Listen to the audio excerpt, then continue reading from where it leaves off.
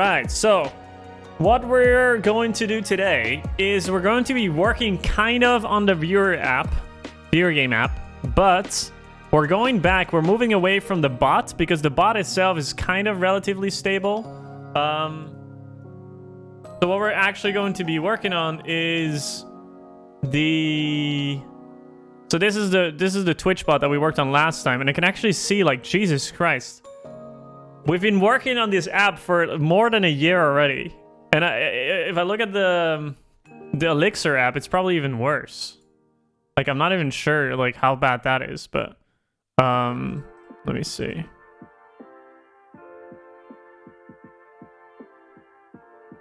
I'm pretty sure that's even worse. Where is it? Here. X Viewer Games. September 2020. 12 months, 13 months ago when this project started. It's insane. It's insane, like, how I cannot kick off. My goal was in 2021 to just take a month off and then finalize this project. But then again, I was like a full month off is quite a long time. Yo, Fancy, thanks so much for the host. Appreciate it. So a month's time is kind of a, you know, kind of a long time. So I was like, maybe I'll just work on it every day after work and then just get this finished. But now I'm looking at this, I'm like 13 months. It's already like May, almost June already at this point, and I'm still haven't finished this. But that's okay. You know, that's okay. So what I wanted to experience or like look out for today is Elixir GenServer. So if you looked up, if you watched the previous stream, I mentioned that I pulled away from hitting the API of this Elixir app instead of and in favor of just keeping track of who is in the viewer game queue and who isn't, just in memory, you know, like in memory for now. And I can make like a file server maybe, or like a file repository later where you know, you can join a stream and then it like saves it to like it stores it in memory, but it also saves as a file so that if this bot reboots, that it doesn't lose the whole queue. I want to do kind of the same thing in Elixir. So rather than trying to predict what people want in terms of like data structures and the whole structure in a database, I would instead just hold this in memory or on disk using GenServer. So I think the GenServer itself is just like kind of like a way of holding state in a separate process. But the idea is that it's pretty much what we've built here in JavaScript, where we just have a storage of streamer queues, and then every streamer has a bunch of players inside of it. So as I was building the viewer game bot and building this implementation, I thought, why not do the same on the server? You know, like, why not just simply create a small gen server for every single streamer? Because I don't think we're going to have that many streamers anyways for the time being, and then figure out the structure and learn from like how people behave with the application rather than trying to get it right from the start. And I think as soon as you start like creating database tables and migrations and all that stuff, it kind of like feels like you're locked into the structure that you want. And maybe that's a false sense of being locked in. Maybe that's just something that like I felt trapped in.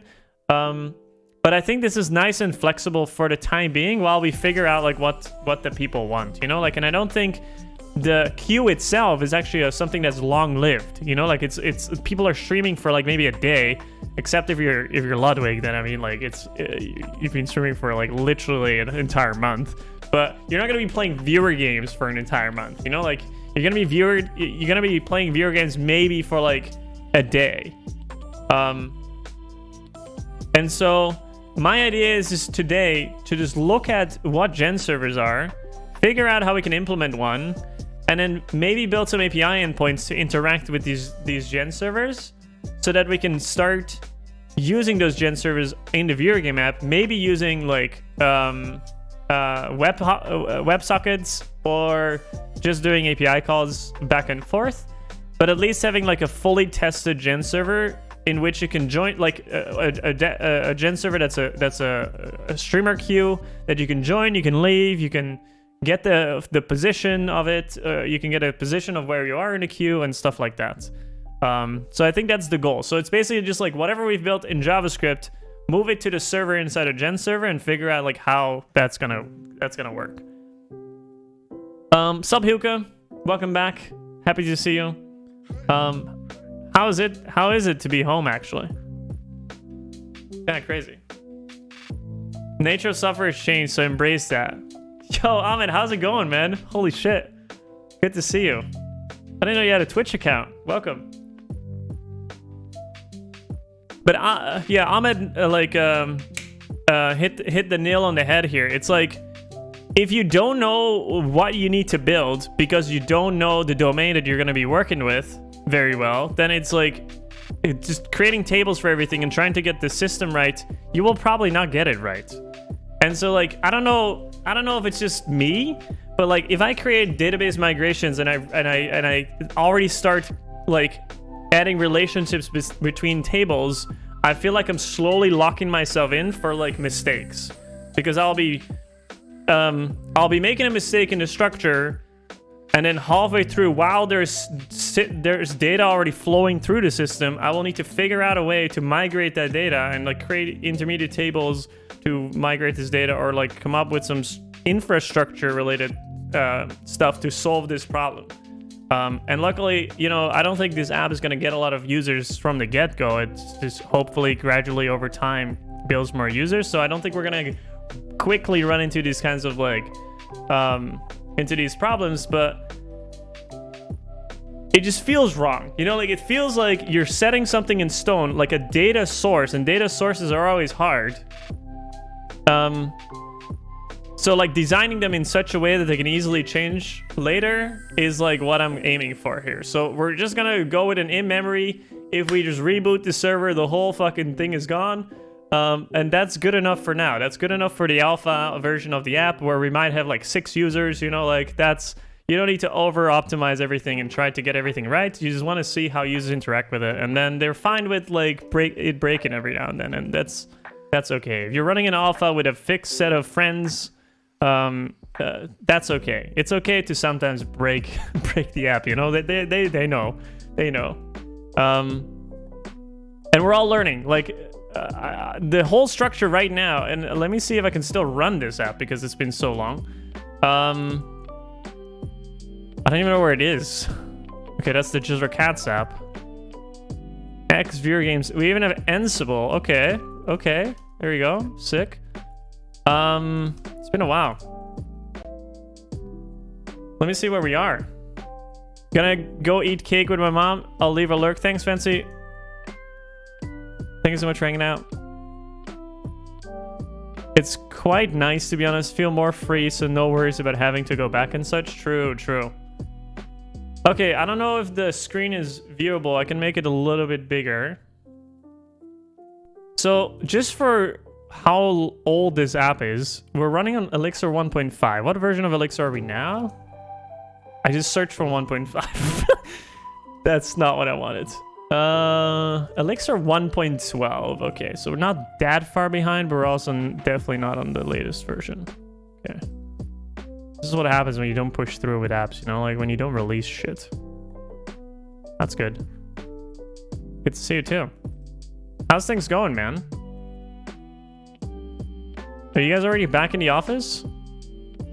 You don't have to talk about that, actually. It's kind of weird to talk about work. That's just kind of weird.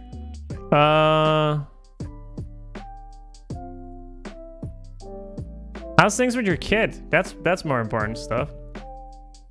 Man, you just fully understand that, like, I don't get out enough, you know? Like, I cannot form normal conversations with people that I haven't seen in so long anymore.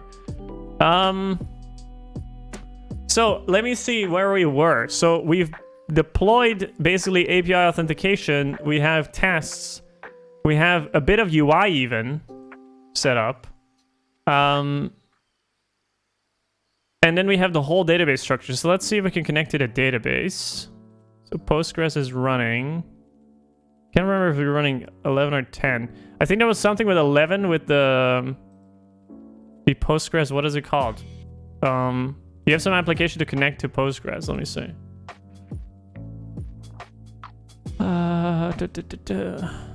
Oh boy. Something probably Postgres, PostSQL. Well, there you go. Let's see if we can connect.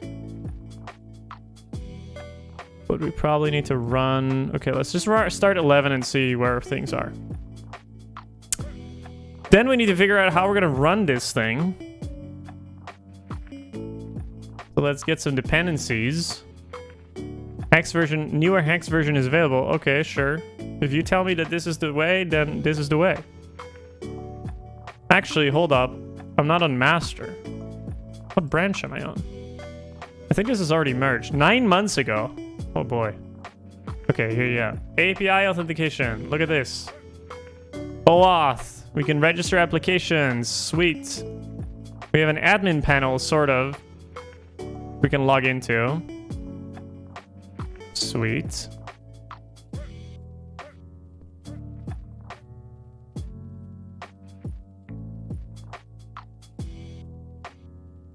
Oh, nice. Look at this. So we have an endpoint, the queue players, and then you need to authenticate. Sweet. Man, I've done so much good work. API versioning, bada bing, bada boom. Admin page. Okay, let's just boot up the app. Let's see how it goes. We're on master, right? So I don't have a readme, I think. Or I do have a readme, but I think it's auto-generated. Damps get Ecto setup. Okay, let's just boot. Let's just boot. Mix Phoenix server. Oh, it says Postgres database does not exist. Okay, then let's try the other one. What's wrong with this one? Oh no. Okay. Start. Port already in use. Yeah, it's because this one was running. Oh no. Shit, how do I figure out? Oh no. Oh no.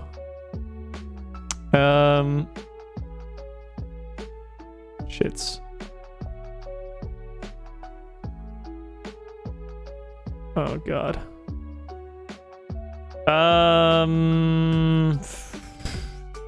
Check if a port is running, is already in use. Mac. Netstat, sure. Let's do that. What is the port that we use? I think we can find that out. Database. Oh, we have documentation on the structure. Okay, Boyd, let's go. Documentation. All right. Past Boyd was on point. Let's see here.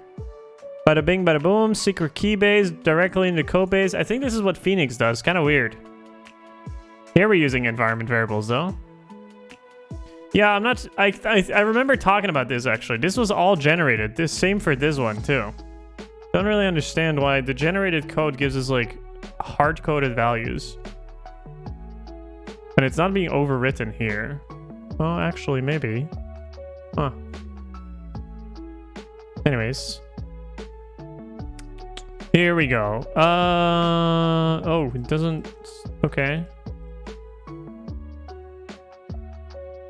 Sandbox. This is for test. What about normal? Full size. Oh god. How do I know? Oh, probably here I can find the... Wait, where's the Postgres app? Probably here. Oh, there we go. Start. It was just turning off. Okay, this one looks better. This one looks better. Okay, mix Phoenix server. Let's see. Server is running, watching. Webpack is watching. Browser list. Browser list is updated. Please run browser list latest update DB. Okay. All right, this is the app. That's been a while. Let's log in with Twitch. All right. Doesn't work. Don't know why though. Oh, it's because we didn't set the environment variables. Right. I don't know what these environment variables are.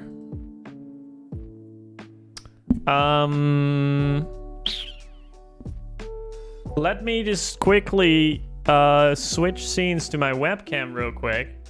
And then let me just browse through my history on the terminal to find the exact like environment variables so I know how to run this.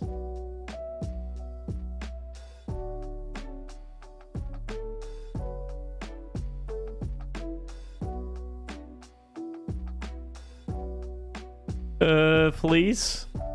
Somewhere? Hold on. Let me just go through the code real quick if I have this specified anywhere.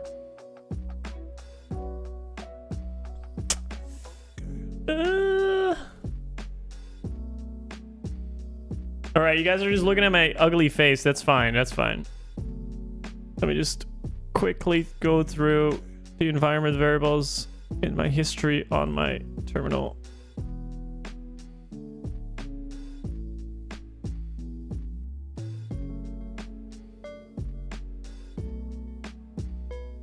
Okay, let me see if if this is gonna work. All right, let me switch. Oh, it's working. Oh, just go through your history and it's all good. Look at that. It brings us back to code. We've scoped into Twitch. We've logged in. I think /admin. Nope. Not /admin. Okay. Where is all the admin stuff? Lib, viewer game web.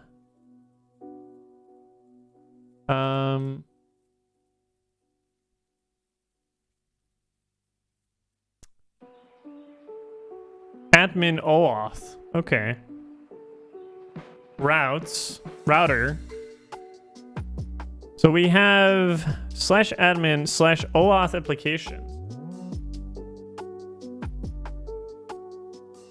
Sweet, look at that. Look at that beautiful callback URL. Client ID, client secret, callback URLs. Like, you don't need the callback URL in this case because we're only a machine-to-machine OAuth application.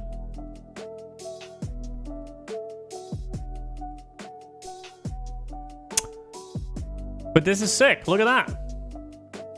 OAuth application. And we can delete it. And this is how we authenticate, I think. So if we go to somewhere where here, verify header. So like here we verify that there's a bearer token in API auth, like here. And then here we have ensure authenticated. And then the handler is the auth error controller, which will just render unauthorized.json. Which is the auth error view. And then so when it's rendered with unauthorized.json, we are rendering this. Sweet. When we go ramen? Honestly, I haven't been out for food.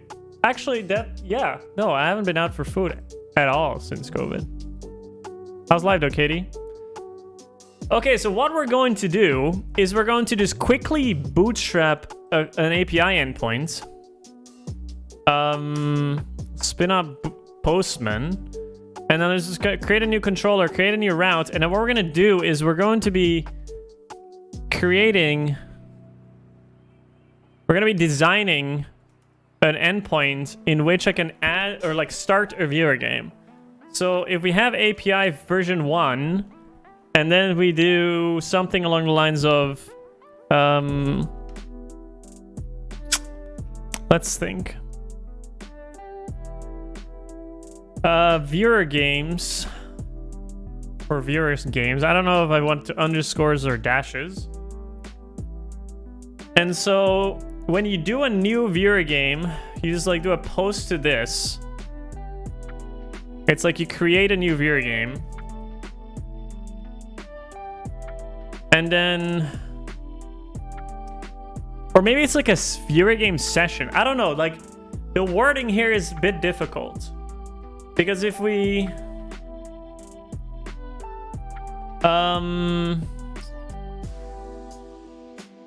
let's think for a second. A post to this would create a viewer game. What is a viewer game? There's like viewer game sessions in which you can join like a queue. So maybe it just should be just like when you create a viewer game queue. Or like a queue, viewer game queue.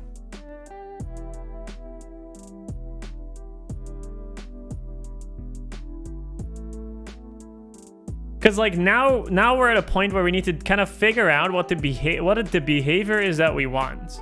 Like we want people to go to the website and then click on start viewer game session, I guess.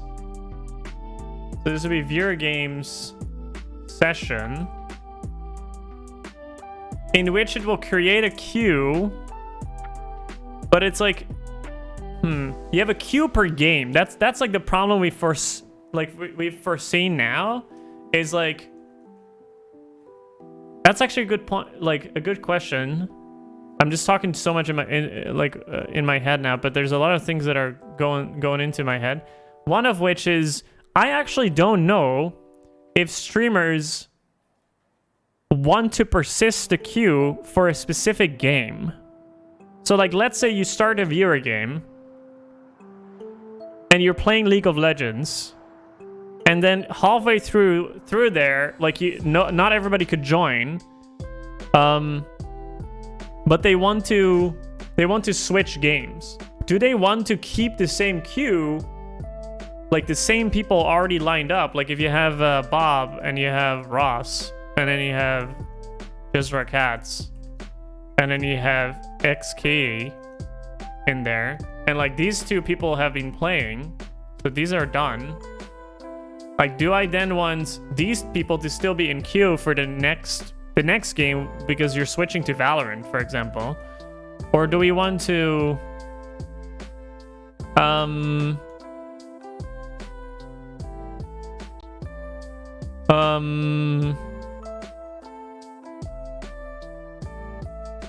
or do we want to just wipe the queue and start a new game? Because if we're just designing the queue, let's just go with this.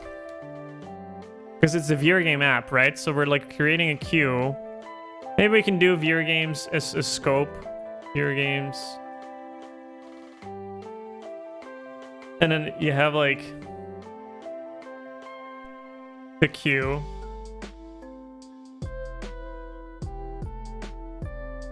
But then it will be like streamer, viewer games queue, because we need the streamer too.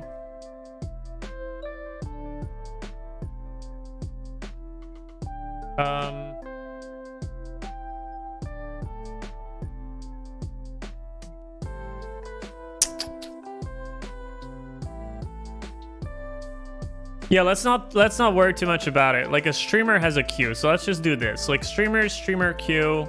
You create a queue, and then somebody can join the queue by just calling in join with a post request, and then somebody can leave the queue with a post request. Let's see what other methods we have on the viewer game bot. So we have position, join, pick. So you want to pick people from the queue, which would be like amount is 5. And then we have position, which would be like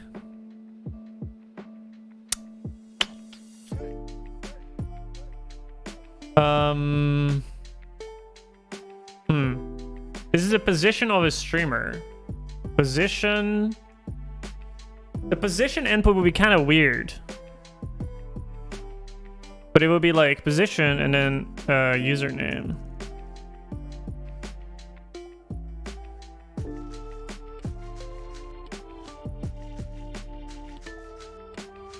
And this will be a get. Like you get the position of something, and then you have something for like the top, and then you can say like the amount or maybe the range. What did we say here? Oh, get players. Right, so that gets all of them, and then we have get players, streamer, start position, end position. So it would be like start, which is like, you don't have to specify that. But this is like cursoring, right? Like we're cursoring from like the top 0 to 1 to 10. And then there's also end question mark is position. Then we get the top 10 people in the queue. And then we have total player count, which I guess we can get from just... Ooh. I guess this doesn't have to be top. This is just cursoring, right? So it doesn't have to be top. This is just players.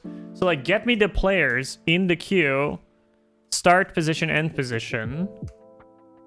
And so then we have create a queue or find a queue. So we should be able to find a queue. So like, should probably get this. We get the current queue for a streamer, and sometimes they won't have one, and then we just return empty, I suppose.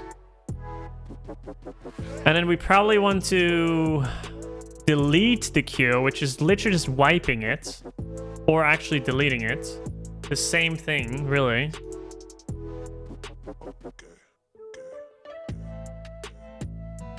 Do we want to clear out? Do we want to clear out the whole queue, the whole gen server, when it's empty, and only boot it up when? Not sure. That's why it's a. That's why I think more of this is a queue session. You know, maybe this just expires after a certain time. Spawns a gen server for this streamer. Expires after no activity for 1 hour. So we also need a way to track that, which we can probably use also a gen server for this, which takes, or like a supervisor. I don't know if the supervisor is capable of that, but like I think a gen server that controls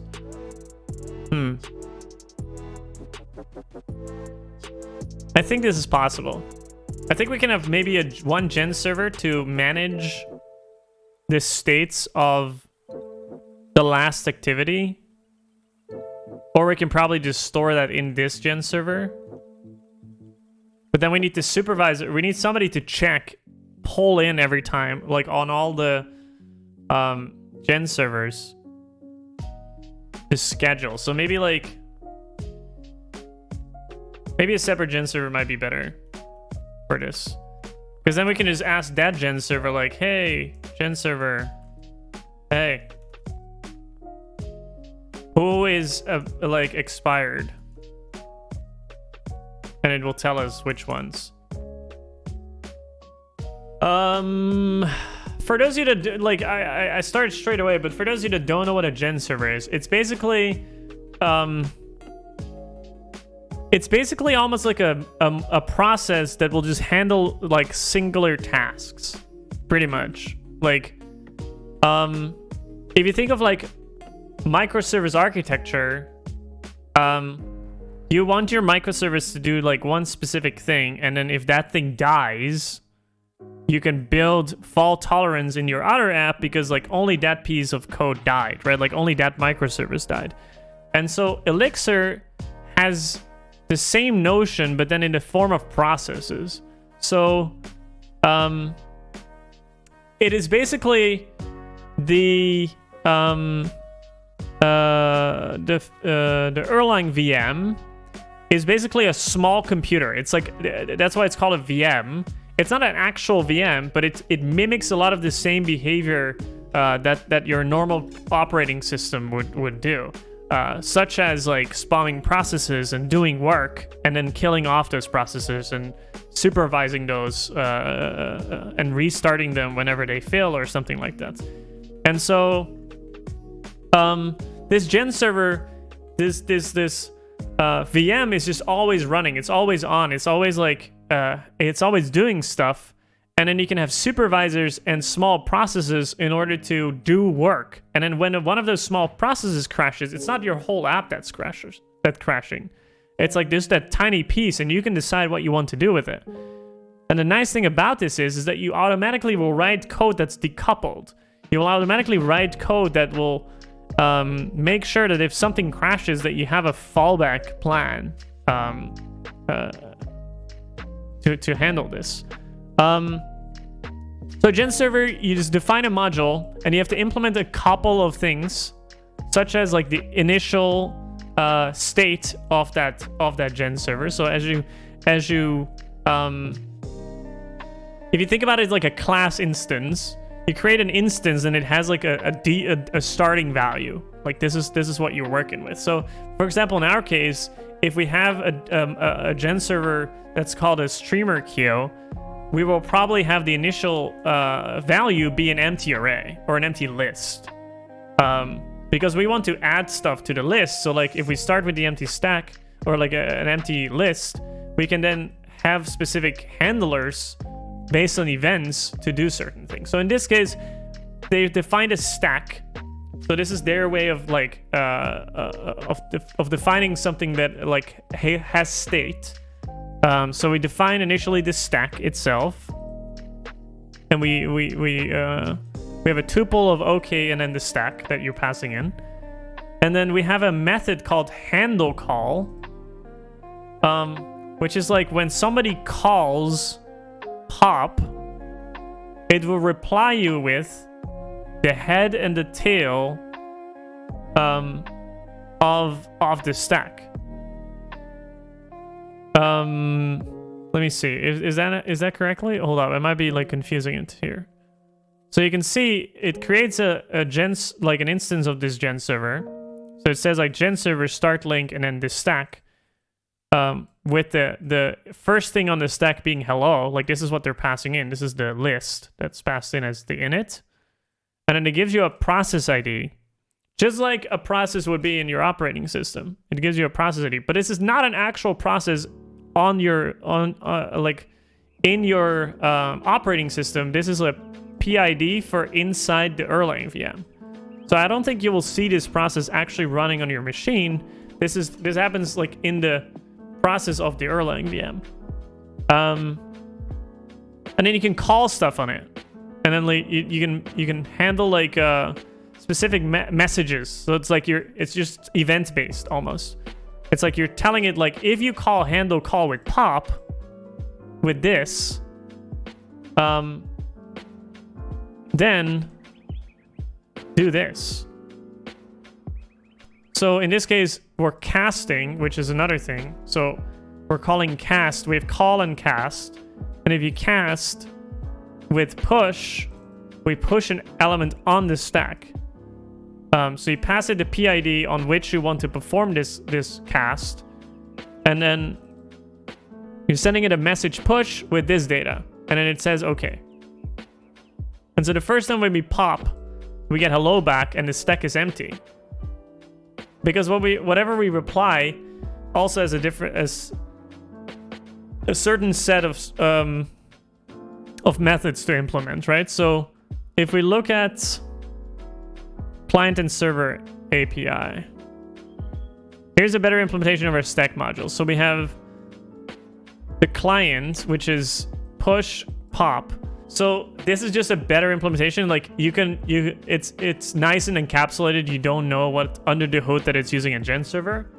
That's just a nice to have. So you can call stack.startLink with the default value. You don't have to like use GenServer here and here. It's just an abstraction over it. Let me just find the actual like implementations. Like, what do you need to implement? And here you can see it's also, you can also like receive like messages not wait, what is this? Handle info. Schedule work. We schedule the work to happen in 2 hours. What? That's sick.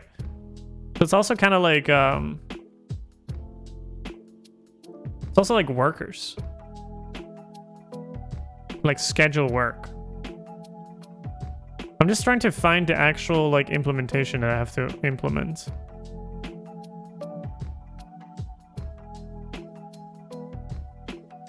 Elixir GenServer.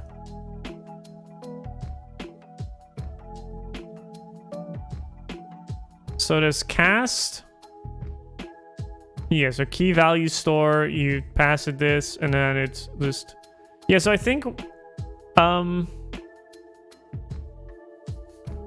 let me see. Callback is used to cast an asynchronous message to our server without waiting for a response. This response, the server responds to discuss with a message and puts it. It returns with no reply to indicate that the function does not return a response. To make synchronous calls, you can call handle call. The example response is call, and it which finds the key. Yep. Okay. Right, so, okay, that's good to know. Yeah, so this is like convenience functions. Handling it inside. I think it might just do this under the hood. I'm actually not sure. Like, this is what you implement, but this is like what you kind of use as the actual interface of the thing. Send.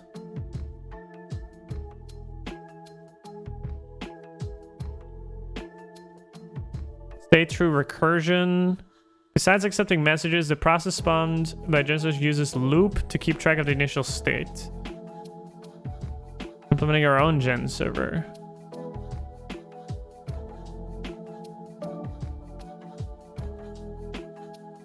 Ah, so it starts and calls the modules in it. And then it calls loop, which is just receive, and then module cast. I'm not sure what this receive do. Like, I'm not too familiar with that yet.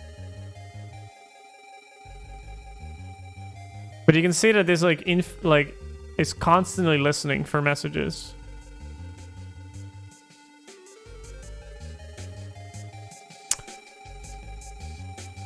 Yeah, I'm still not 100% familiar with like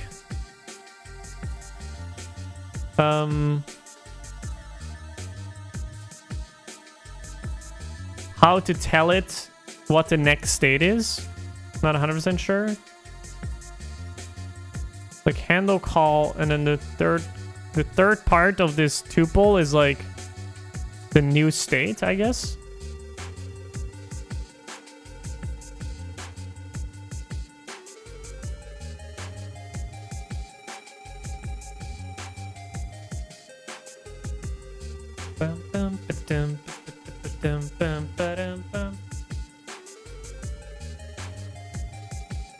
What I like a lot about it though is the fact that you're literally only exposing what you like it's through messaging. So like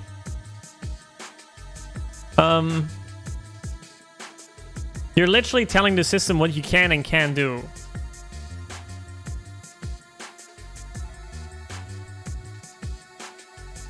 Which I think is good design. What else? What other functionality do we have?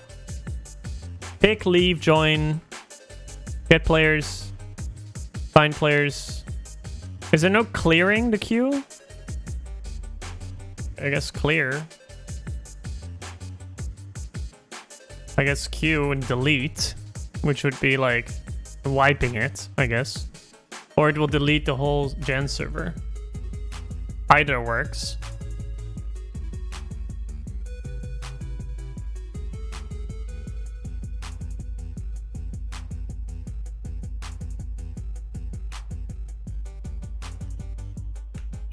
All right, let's implement. Let's implement this. We can start with just writing tests. I don't know where they put GenServers. Like, where do you put these?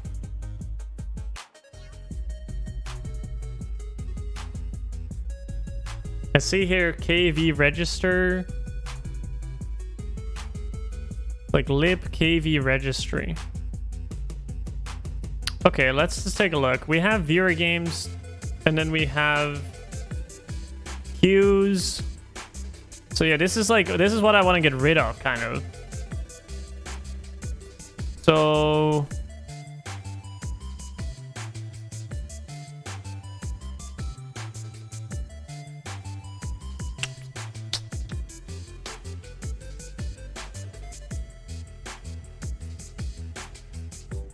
queues. Queue.ex. Okay, we are going to create dev module. It's been a while since I've touched this, but I really like. We're going to be working with viewergames.queues.queue.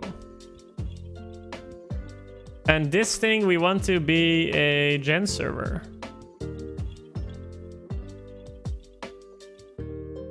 And then what we want is this. And then we can add the client API later.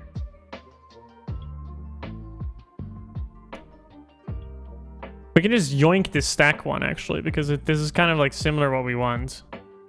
It's funny because like the app that we're building is pretty much a stack.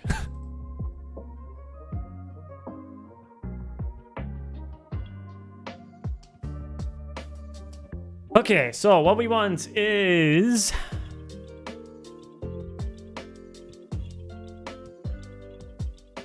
we start the GenServer, the current module. We can push an element onto it, which is for us is join. So like join, and then element is going to be the player name for now.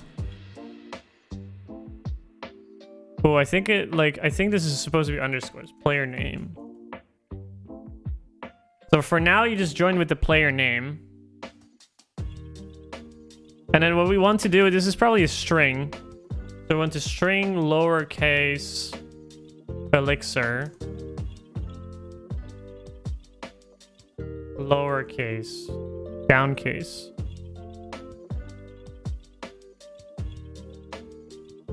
String downcase. String dot downcase player name. When player name is string. Cool. You cannot join without passing a player name. That's just fucked up. And then we want to leave player name.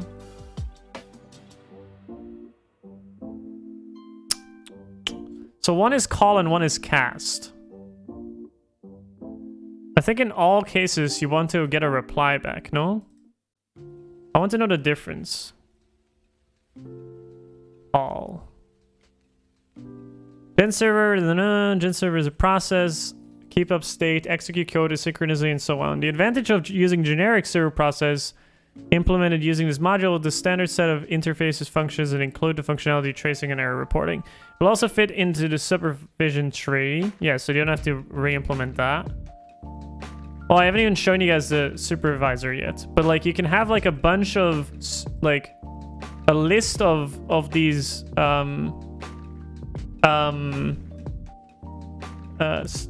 like queues in this case, like streamer queues.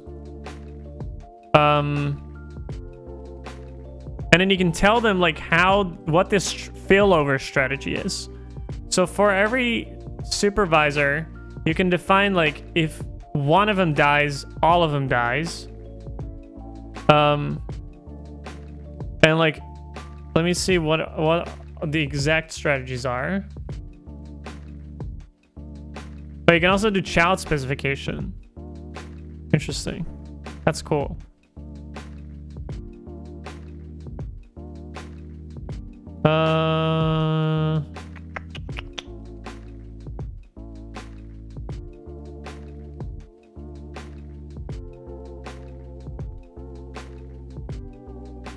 Periodically. Interesting. I like these names, man. When not to use a GenServer. So far, we've learned that GenServer can be used to supervise... In Elixir code, organization is done by modules and functions. Processes are not necessary. For example, imagine if you're implementing a calculator and decide to put all the calculator operations behind a GenServer. Yeah, exactly. So that will be a little bit overkill. I think we want call because we want to know, like, we want to actually get a reply back every time.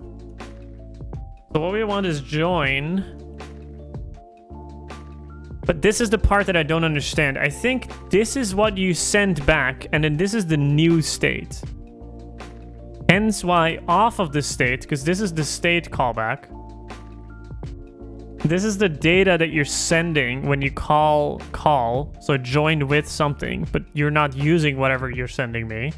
And then the third parameter is the state that is currently in the GenServer. We're calling head and tail, so the head is the first thing on the stack. The tail is the rest. So what we're saying is reply with just the head, and then the tail is the new state. So for us, in this case, we want join player name and then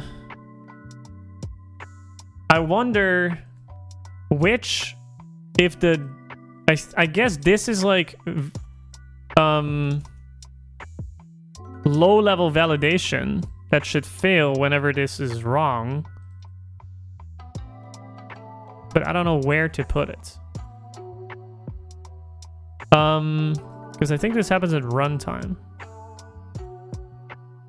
All happens at runtime. So then we don't want to call, we want to join. So what we want is we have a list and we want to append. So we want to push something to the stack, which already was there in the example. State. Okay, yeah. So when you join, you don't want to actually, you don't really care. So this can be a cast. Join cast. And then no reply. With the new state, which would be, you're putting it at the end. So this will be state this player name. Suppose that works. And then we have a cast to leave, which is like, I don't care about the reply, passing into player name. And then we want to search and then remove. Remove from list Elixir. And we also need to have validation on like how many things can be in the list. So if I want to search, what would that be?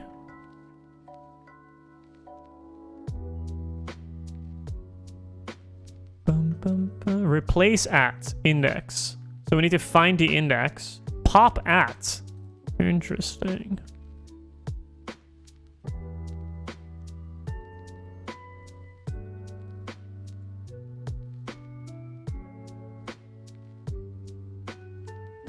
Because like a list is actually a linked list. So we will need to go through the whole list to find this thing. Which is not the most efficient. But I don't know. I don't think our lists are going to be very long.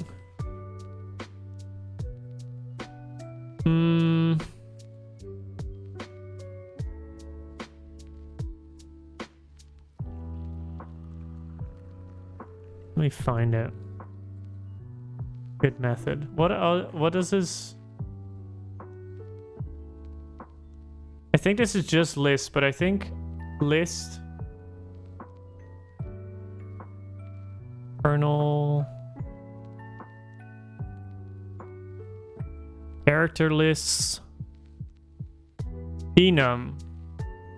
I think that's what we should look for. Like an enumerable. And then we need to check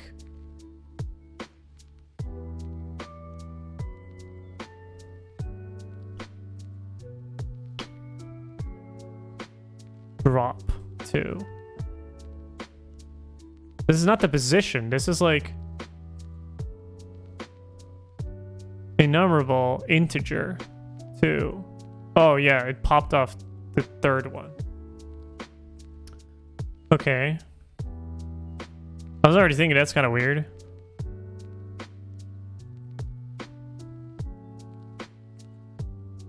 Find index function.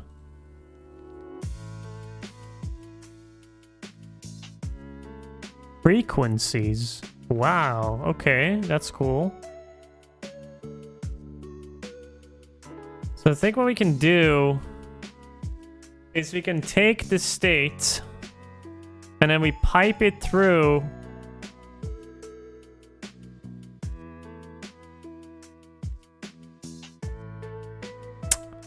let me see.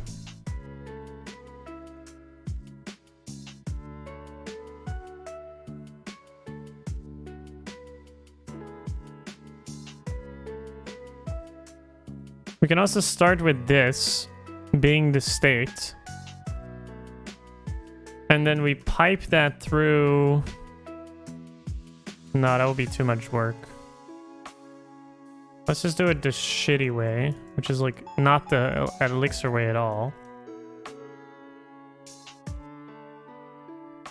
So we take the state and we pipe it through find index. Enum dot find index with a function for fn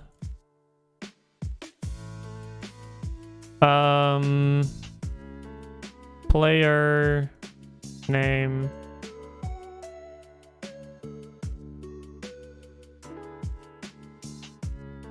and then the name needs to be equal to the player name.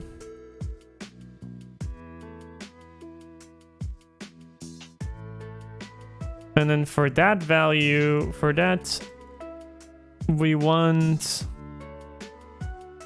to remove it. So we can say list dot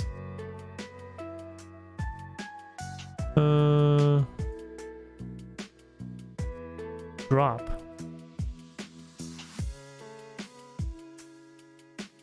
Must be a good like built-in function for this, no?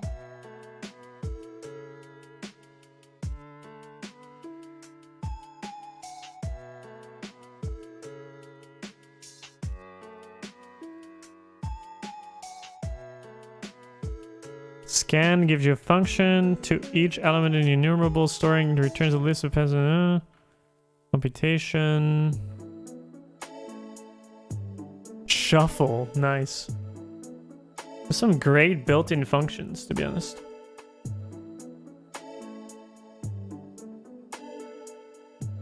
Split, sum, take. No.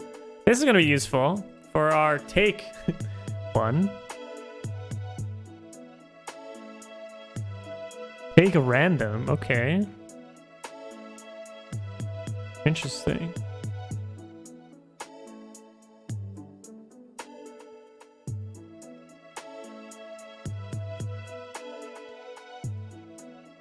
Okay, so we're working with a list. Let me just go back to list. You can filter it out and return the result. The problem with that is that if I filter it out... Oh shit, we also need to do that with join. We can't just append this to the state because if it already exists... Shit. Because what I want is I want the operation to stop as soon as it has found the thing to remove. So like just filtering over it will 100% go to from the start to finish. Wait, there's just delete. Are you serious?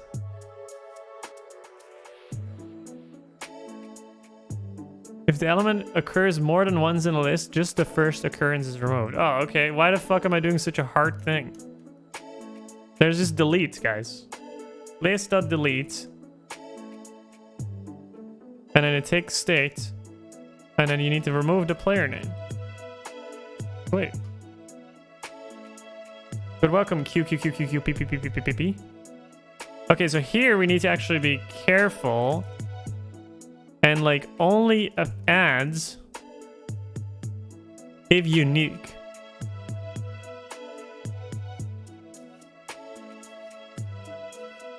Let's see if there's something for that, huh?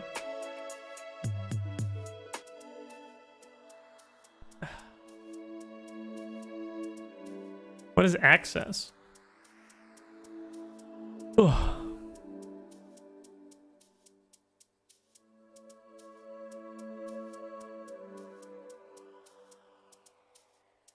I don't know what that does. Let's go back to what is keyword? Tuples. Keyword list is a list that consists of exclusively 2 element tuples. Right. Okay. Interesting. Okay.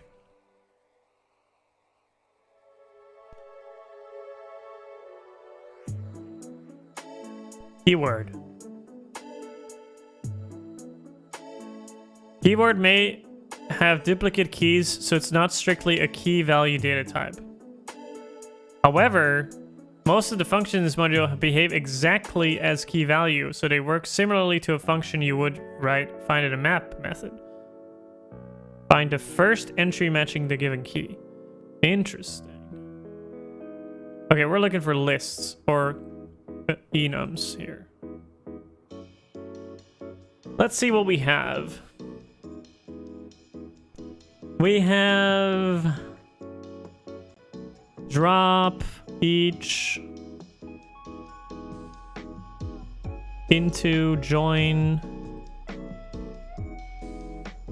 Insert the given enumerable into a collectible.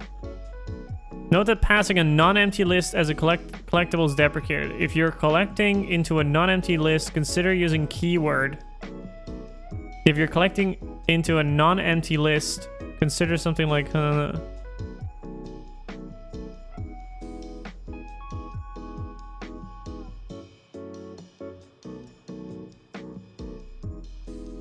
okay. Cool. Not sure if I understand, but sure.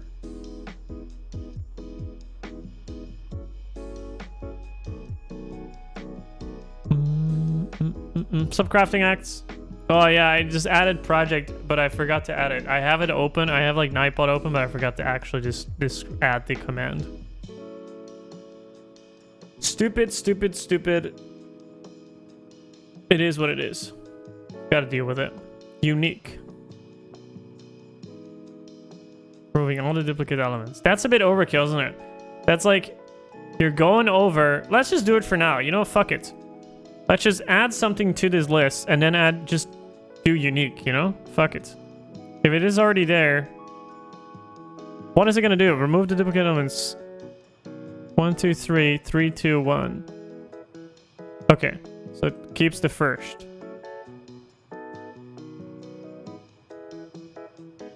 Yeah, okay.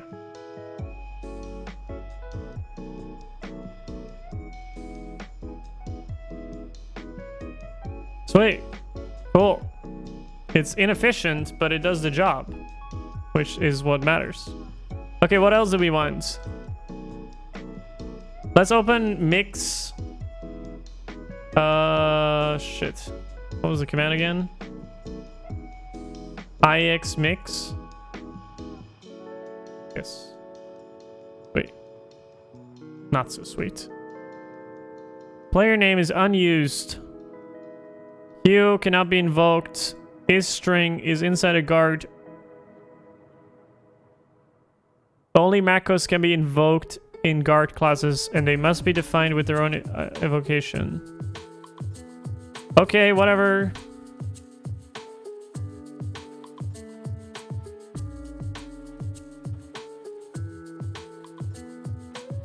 Wait, okay. Does Elixir have some sort of built-in set data structure? Yes. But I don't think it's ordered. Which is what I need. But I understand what you mean. Oh, set is deprecated. Map set. It can contain unique elements of any kind without any particular order. Yeah. That's what I thought.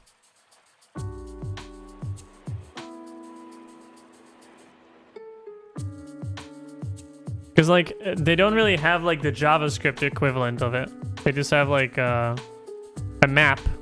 And then a map set is, like, I don't know, a more structured way.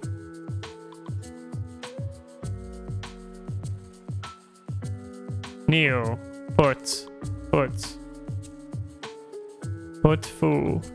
Put foo. And then it's only there once. Map set is represented internally as a struct. I'm just scared that it's not ordered.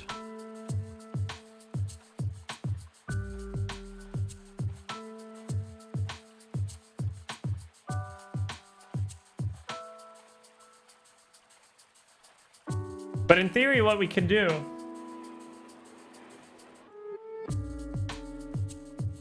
is we can hold both, but then you're like the memory, it will be higher in memory, but it would be faster. Because, like, you can just check if it's in the map set. I don't know. I don't know what this is implemented as under the hood, but it's fine. It's like a hash map, yeah. Let's see. What else do we need to implement? What else do we have here? Join, leave, pick. Pick should be kind of interesting. Because I think we can just use a built-in function for that. So we want to pick an amount. So pick with the amount. This, I think. Oops. And then we want to do amounts. Leave. String dot down case player name. And so we handle the case for pick. So when you're sending pick in, we're getting the amounts and then the state. And then what we want is we want to pick. Was it a enum or was it a map, like a list function?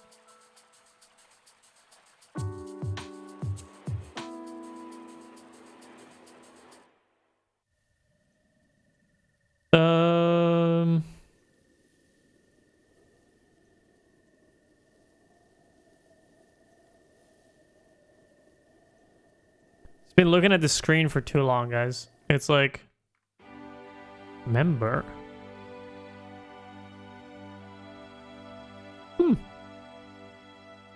Okay. Okay.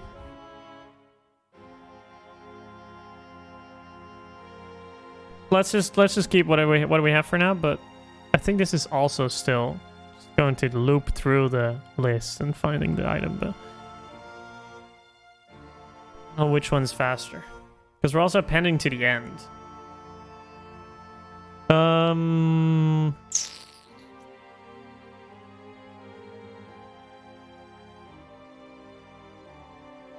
Wait, what was I looking for? I was looking for something like pick.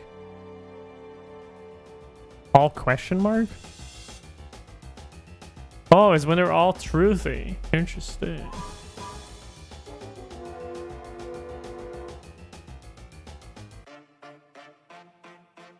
Nice. Okay. Sounds. Drop. What are we listening to? Huh. Interesting song. Filter, no.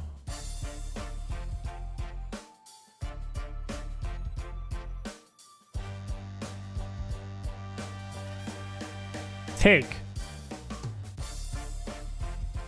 So we can do enum dot take the state and then the amount we want. Hit take. And this one should reply.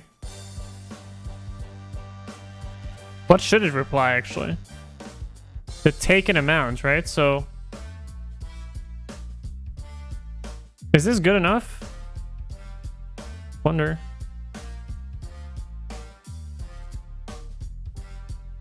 All cast. And then what else do we have? Delete. I don't think this thing can delete itself. Can it? GenServer kill. Kill GenServer from inside.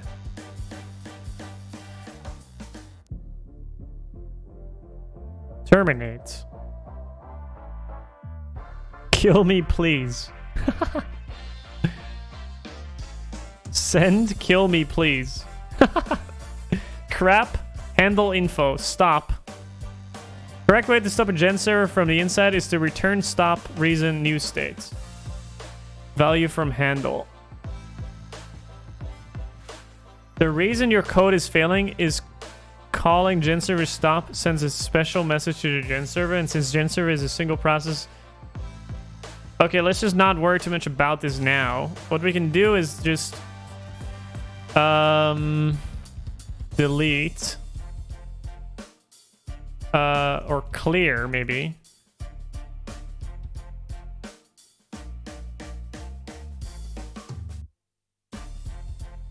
And then what we can do is we can just say, yo, cast PID clear. And then we do a handle cast for clear of all cast. Clear, you sent nothing. And then you pass in state. And then what we send back is we don't really care about the state either. We just pass you an empty one. Don't really know what the difference between cast and call is though. It's like one is like async, I guess. Can I still reply though? Okay, let's try it out. Oops. Can I reload? Reload. IX.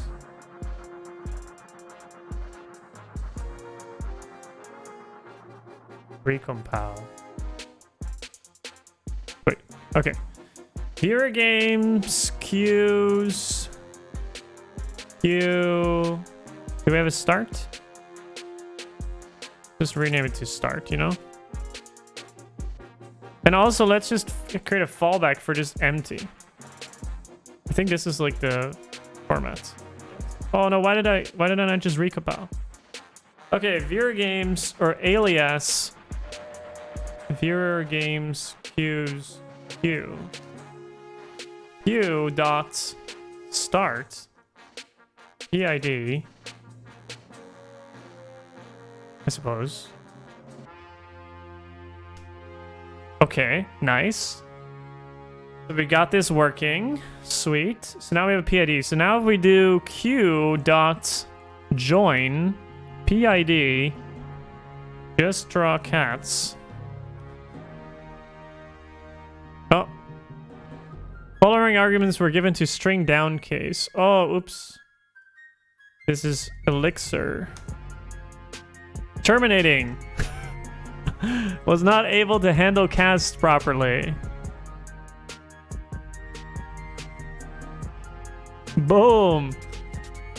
Nice. The whole gen server crashed. Wait.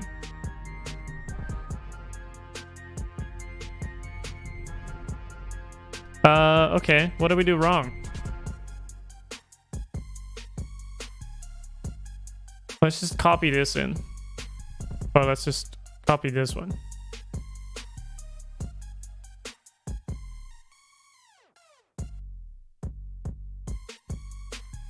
Did that work? I don't think it copied that much. Stack. Stack dots. Okay. Start. No. Nope. Okay, so that I just have an empty module called stack. It's fine. Okay, join didn't work. We did a cast, so we have a handle cast. Cast here. This. Oh, cast starts with this. Right. Okay, that makes sense.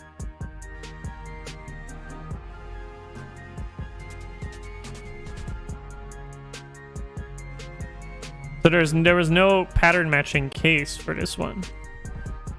What about call? Call takes this, then it takes the thing, I guess. Call, pop. I don't know what this difference is, man. Callbacks.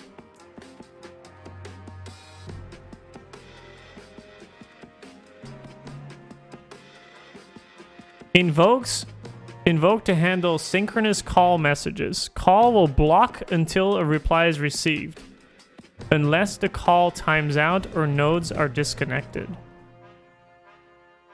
In our case, it doesn't really matter because we're just changing things here that are not like they don't take that much time. You know, like it's adding something, removing something, stuff like that. It's all in memory, so shouldn't take too long. So in theory, this could all be synchronous. Doesn't really matter. And then cast, invoke to handle asynchronous cast messages.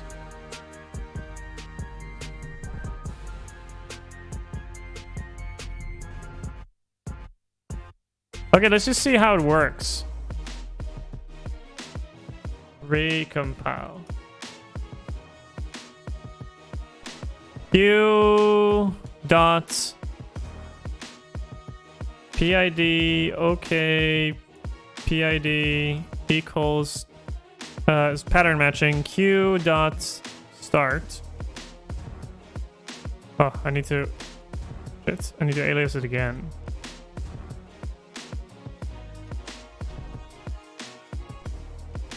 Okay, and then we do Q dot join PID just draw cats. And then what we get back is something. Oh, and it broke again. Unique list.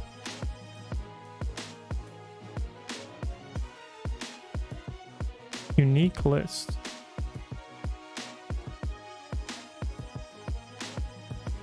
Okay, let's just first do this. It's fine. Recompile.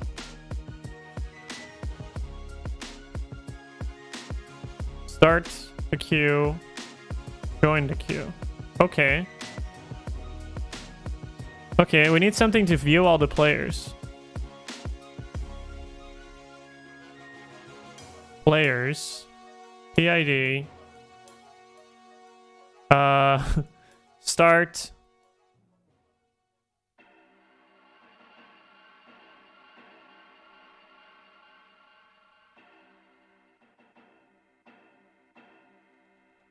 Is this how I do that? I don't think this is correct.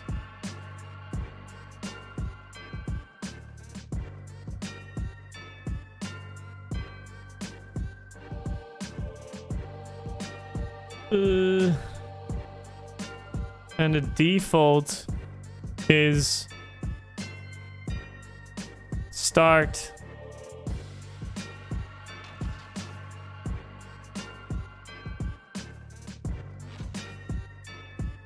Oh, I think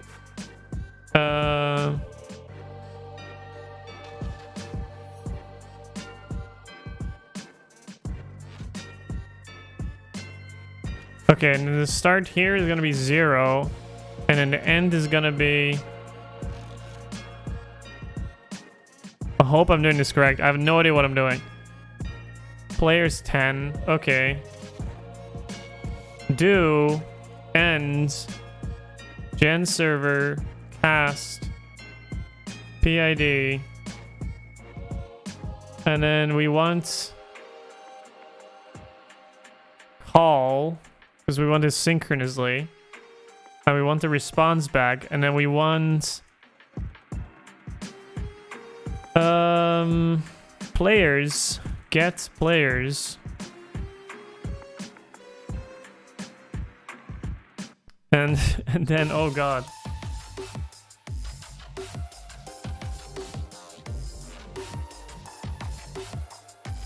search.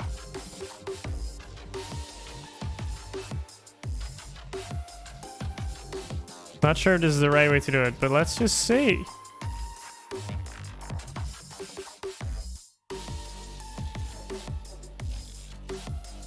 Get players.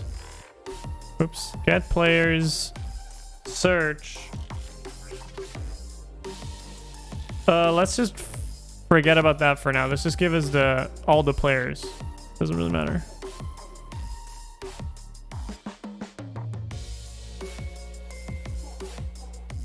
Get players. Sure. State. Cast. Just give me the state. That's all I want. Reply. Cool. Recompile.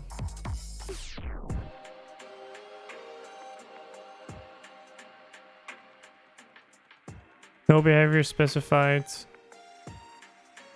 Handle. Wait, what?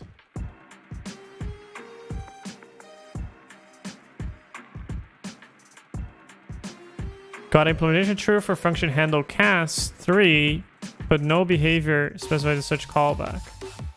Oh yeah.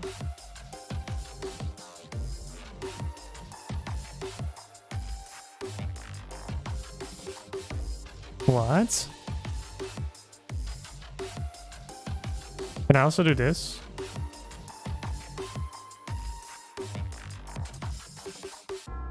How do I know where this is? 57.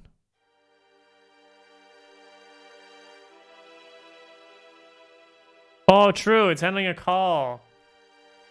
Wait, but also the other one compiled, though. Handle cast 1.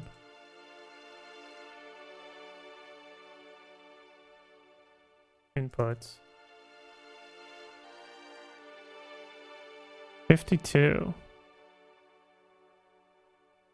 No behavior specified such callbacks.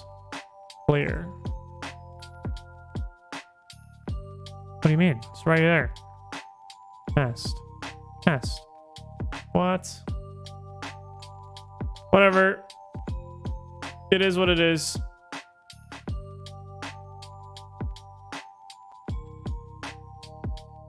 Queue.players. Boom. It did not like that at all.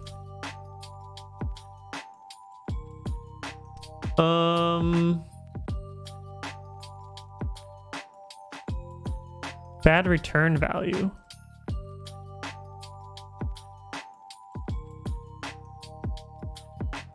Bum, bum, bum, bum.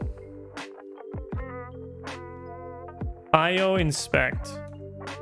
State. Recompile.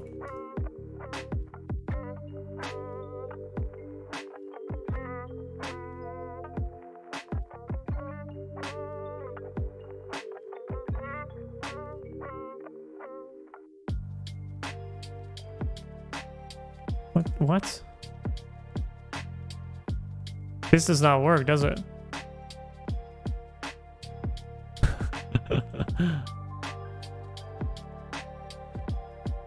List. Append.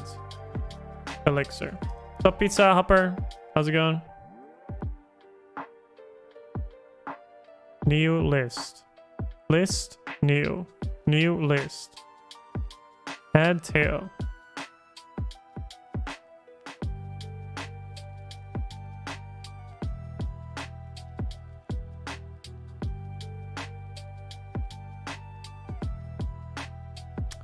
Yeah, so doing something like pushing something in front of the list is fine, but like putting it to the back is like slow.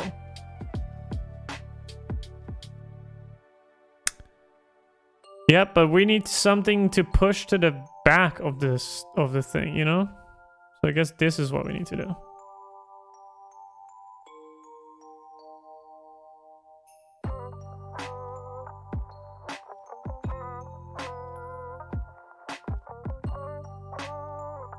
Lists in Elixir are effectively linked lists, meaning that they are internally represented in pairs containing a head and a tail of the list.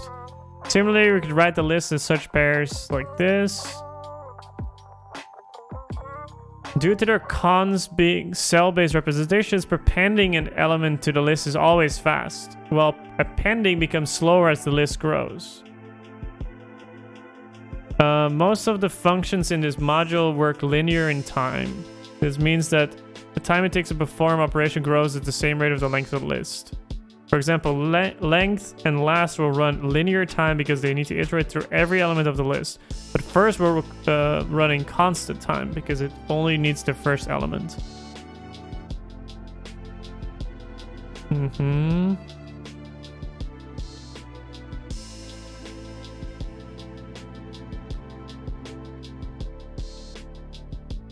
Yeah, exactly. I knew that already. I just need some data structure that like this is fine. Is this? Do not follow any order. Yeah, exactly. Okay, this is fine.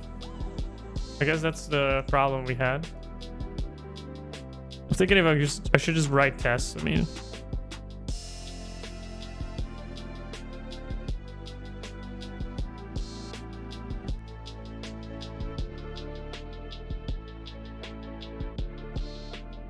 Last message get players. Bad return value reply. Why is that a bad reply? Yeah, so we'll go back to the stack example.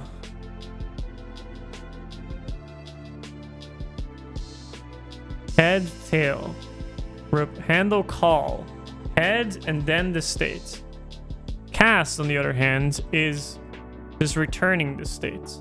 No reply. That's what we're doing too. What?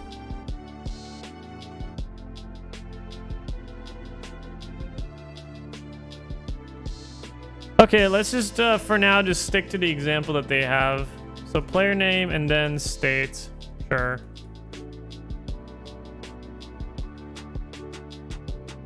Put it in front, at the front of the stack. It's all good. So the band, how's it going? Watch your old YouTube videos and I'm still laughing about it. Hell yeah. Okay, I'm gonna write tests because I'm getting sick and tired already. Viewer games. The folder structure, queues. Queue test.e.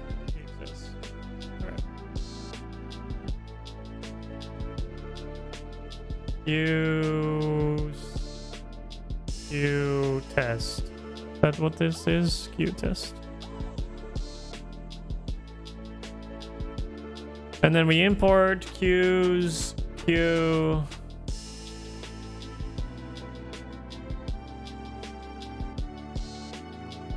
The moment like when you would rather write tests for them than run them in the how to supervise timeouts. I thought they had like a test unit. Test. Oh, I thought I saw an example. GenServer test.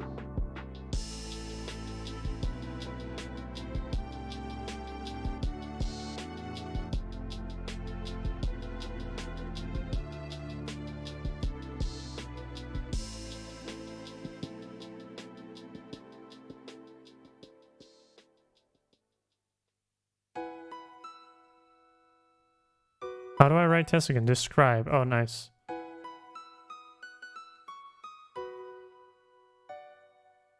probably need this. Describe. I haven't written Elixir in so long. Oh, we can also just write test. Oh, describe, yeah. Describe Q. Do. End. Test. Works. Do. End. Okay, PID. Q dot start. Q dot join. PID. Just rockets.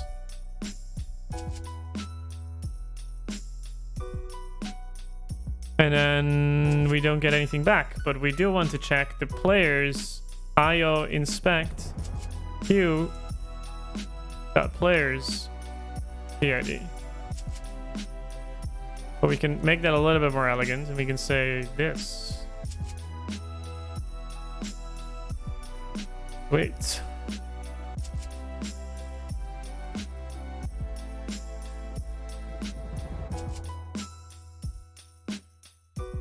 Now the question is, how the fuck do I run unit tests again?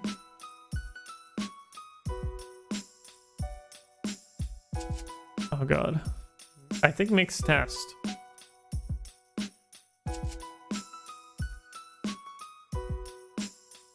Okay, this did not work. How do I test a specific one? Oh, I did get something back. Bad return value. So it did add it to the stack. It's just the return value that's weird. For which one? Why is this wrong?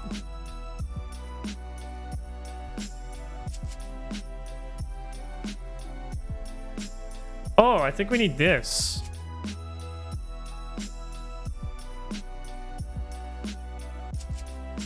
Sweet, it works.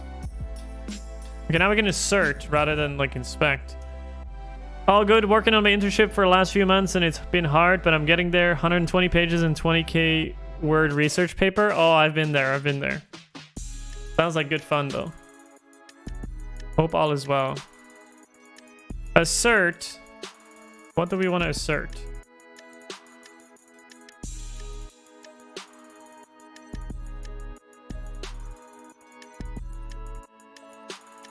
Assert init is equal to producer broker polar q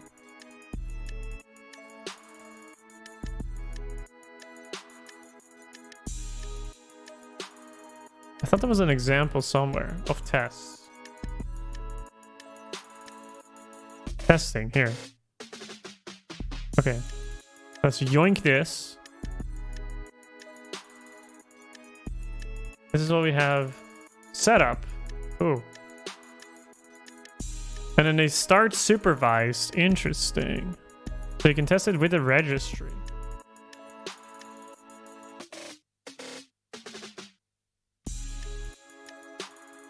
No, wait, this is their thing. Registry test. Start supervised and then this. So like what we can do is like we can do your games, or we can just do Q here. So that way every test has a queue, so you don't have to, you know, start this every time. And then what you can test is assert that join assert join equals okay.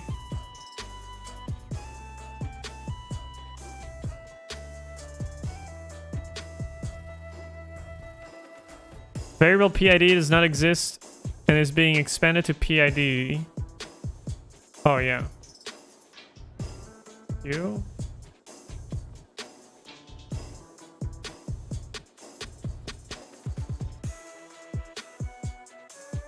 Probably needs to get Q from somewhere.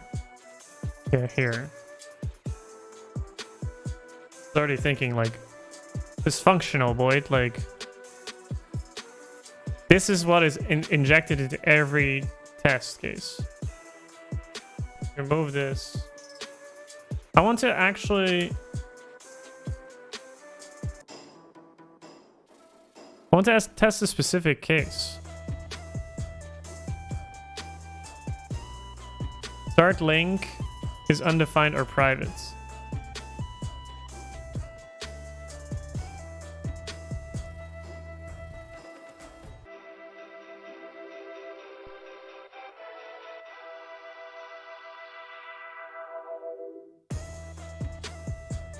Mix test, specific test. Or watch. Wait, there's a watch? Ooh. Because TDD is awesome. Oh, it's a library. Been programming an event website for Philips where they do product presentations and stuff. Nice. How's that going? So what I'm making now is like, I'm just rebuilding what I built in Node, which is like a tiny memory queue. A memory queue for every stream. So it's like a queue in memory. That's what it is. I shouldn't make it more confusing than it is. Probably just build something over mix, test, listen on standard in.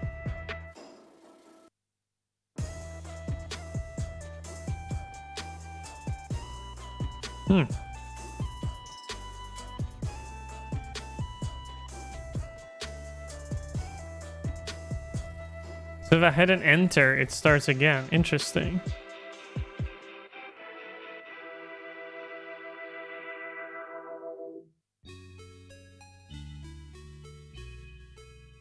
I use Cortex. What is Cortex?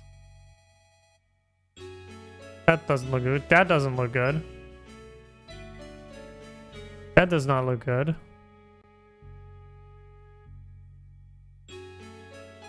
$11 days ago. Nice. Cortex all. Filter test runs only on tests matching a given pattern. That's cool. You had to design it, which I'm shit at designing, so that went horrible. Now I made it in 9 days, and it went really well because I'm better at programming than my internship guide. But my internship guy is a bit of a dick. Wait, why? What happened? The fuck? I remember like when I did my internship,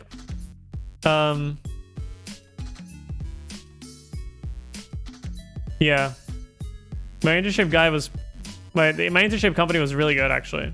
Very fun. I got lucky, I guess.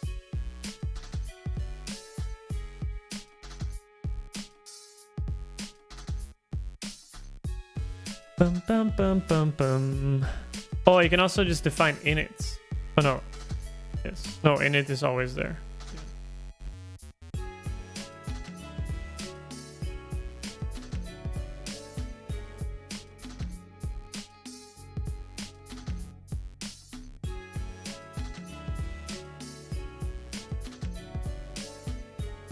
Start link name module. So I don't specify a name, and he like calls it by module rather than like by PID. So that you can interesting. That means that you cannot have multiple instances, I suppose. Okay, so this we are certain to join is okay, but then we need to test it with players to check that it's okay with just raw cats, right? And then we need to test it running it twice.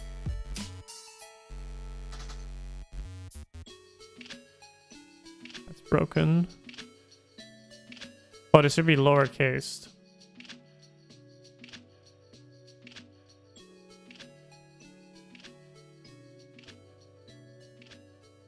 One failure. Queue players equals. Oh, true.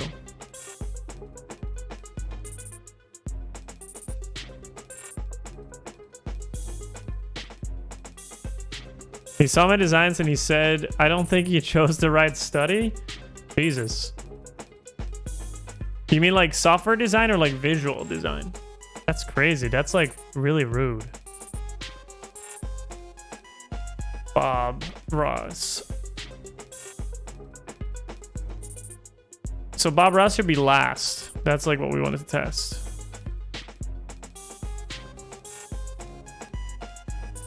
Bob Ross at the front at the start now because that's not something we fixed yet. We've only appended it. Like we prepended it, but not appended it.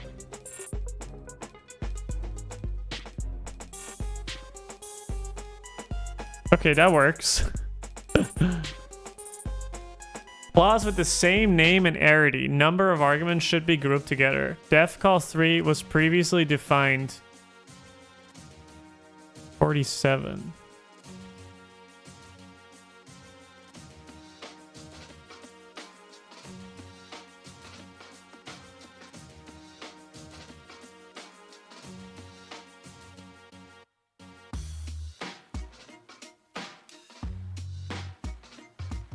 Hmm.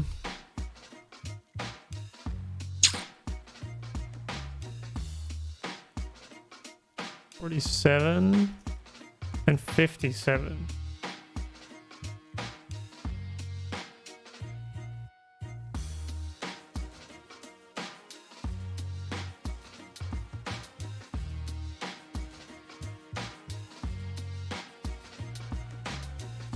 Wait, is this cast or call? Players is call. Player is cast.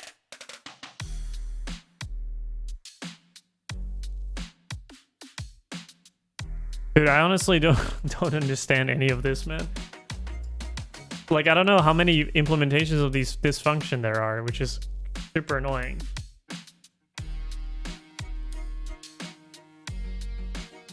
I don't know what it's complaining about. 52. Got implementation true for the function handle cast. 51, 52. I think this is supposed to be this.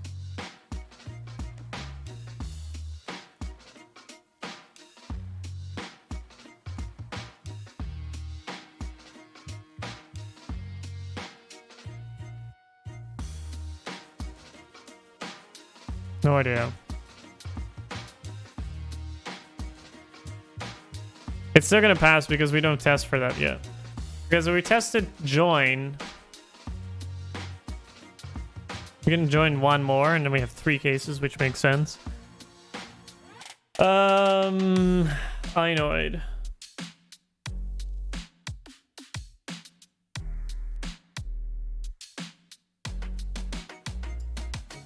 Okay, so now we've tested join. And then we have leave.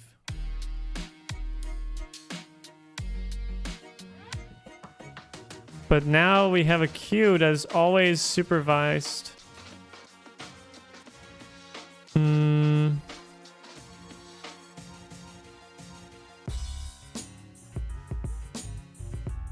Keep clicking on the wrong things.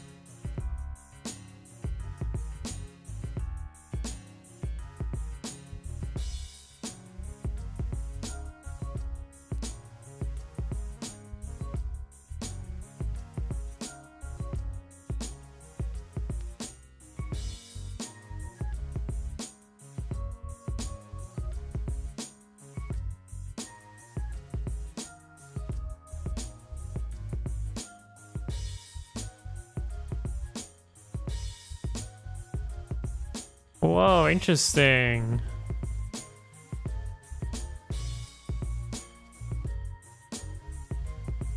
So like they made a gen server in the getting started here, which is a registry gen server, which is kind of what we need. Because we need like, this is what I described here. We need like a supervisor sort of gen server in which a streamer has a queue manager, and then the queue manager checks its No, the streamer doesn't have it. The application has the queue manager. And then you ask the queue manager, like, create. And then the queue manager will keep track of, like, which GenServers have had an activity for a little while. And then this one creates an actual queue for the streamer. And then we can find the streamer, find queue by streamer, and we create a queue for the streamer. And then the queue manager manages the queues. Yeah, I think that makes sense. But for now, we're just testing one queue. So, like, eventually we'll probably need this. That's so funny. Awesome.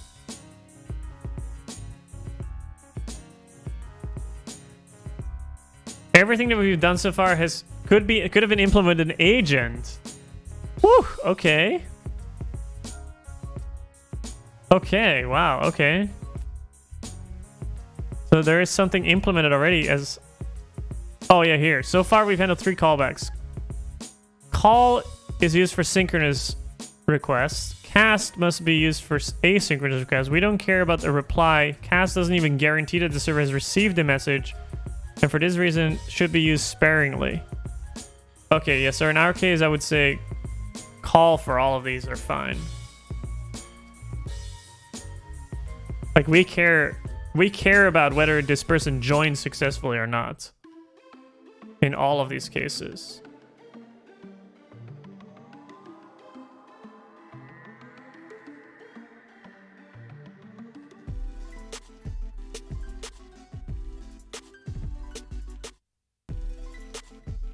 Like, we're doing a quick refactor here. Or not so much a refactor, but like an actual change. So join. This is the outside. Actually, it is a refactor because the outside did not change. Just the inside that changed.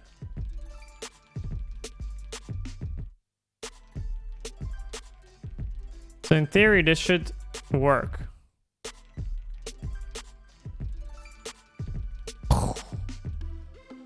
One failed. Call. Join. Well, it's the one test that we have failed. Call. Server request. Oh, so wait, so call. Call.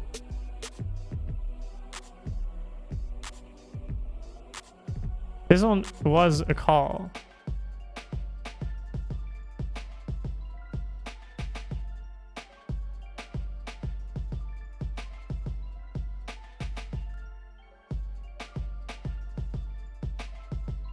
Password lock. Use GenServer. Start link with the password. Unlock. Unlock. Call. GenServer call. Call. PID. Oh. Oh.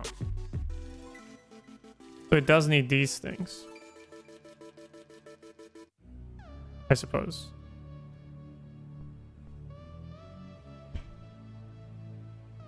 Okay, that completely blew up.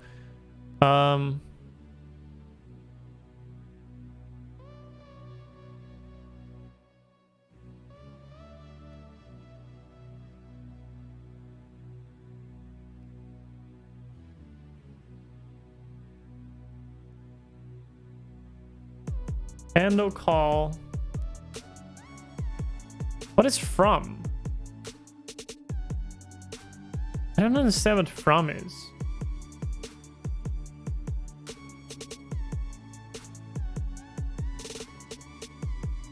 Join PID player name.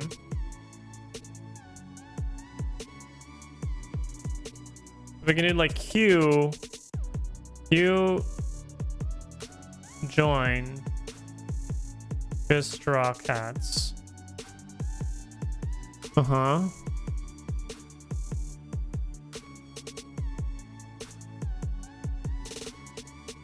Server callback functions will look like the above. The callback comes in 3 flavors. They're as follows: handle call, handle cast, handle info. Okay, yeah, that's what we saw here too.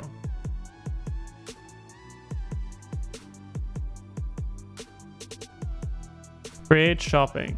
Put shopping milk 1. Get shopping milk.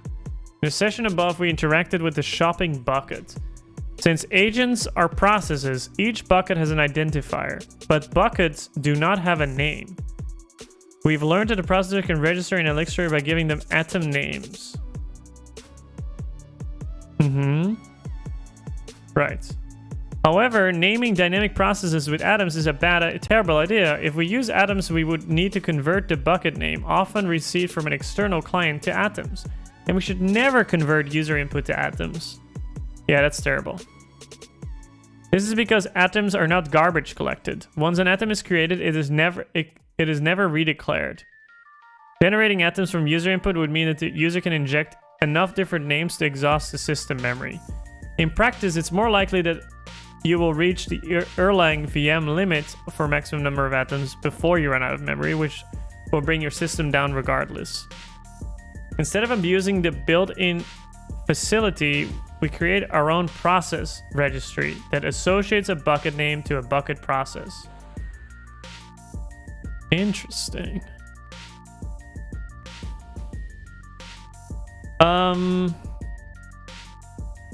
I do IT and media design. So I design after I program it. Designing is not a thing. It's not my thing, but I'm good at programming. That's interesting. Because like on our study, actually, we would also get both, but you could at least decide which one you would go for. Like they wouldn't like force anything on you.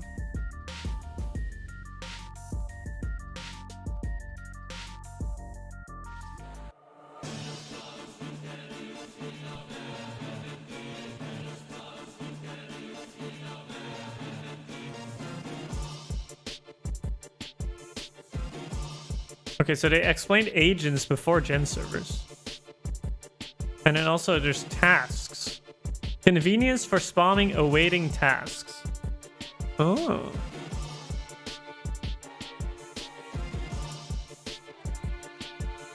They have all these like sick abstractions, man. Elixir is an immutable language where nothing is shared by default. If we want to share information, which can be read and modified from different places, we have 2 main options in Elixir: using processes and message passing, or the Erlang term storage. We covered processes in Getting Starting guides. ETS is a new topic that we'll explore in later chapters. When it comes to processes though, we rarely hand roll our own. Instead, we use abstractions available by Elixir. We explore most of these abstractions in the guides. Send, receive, spam, and link. Agents. Agents are a simple wrapper around state. If all you want from a process is to keep state, agents are a great fit. That's actually what we want. Oh shit. Updates. Get stop. Do we?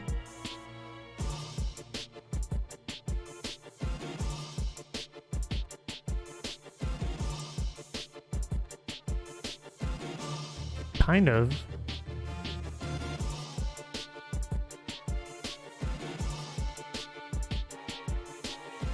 Is it the only thing that we want?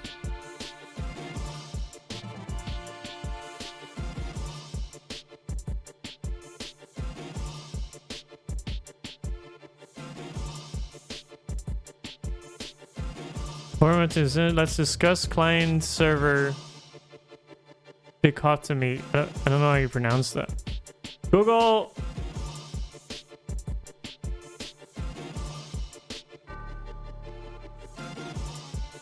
Fuck, I can't hear that.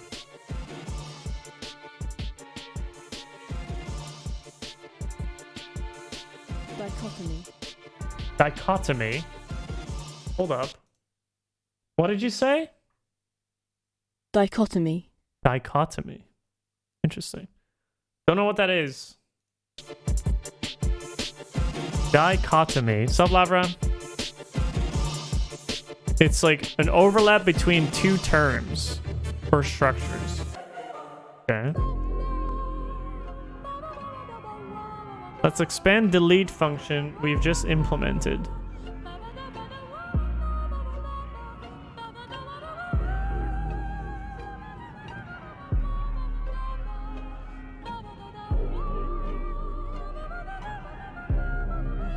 What is this song? I'm actually digging it though. I think it's a pretty interesting song. I think maybe agents is what we're looking for here.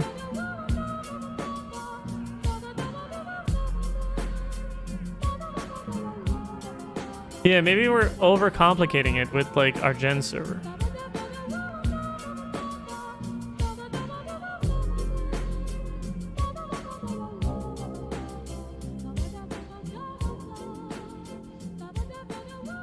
An encapsulate state, provide synchronous and asynchronous calls, support code reloading, and more. Simple wrappers around state. Asynchronous units of computation that allow spamming a process and potentially retrieving its results at a later time.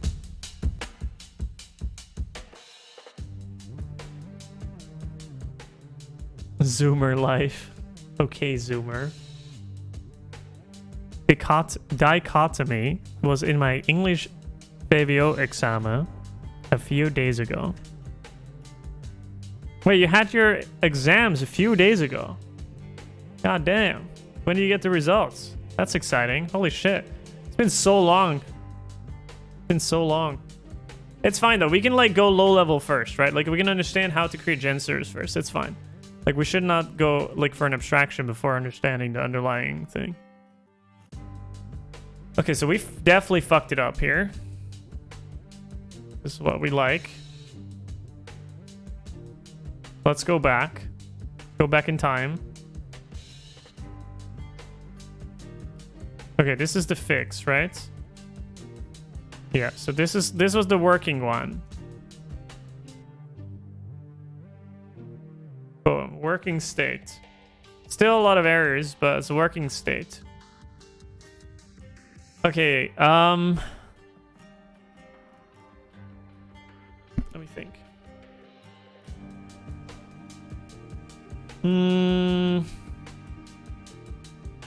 Just continue reading on GenServers.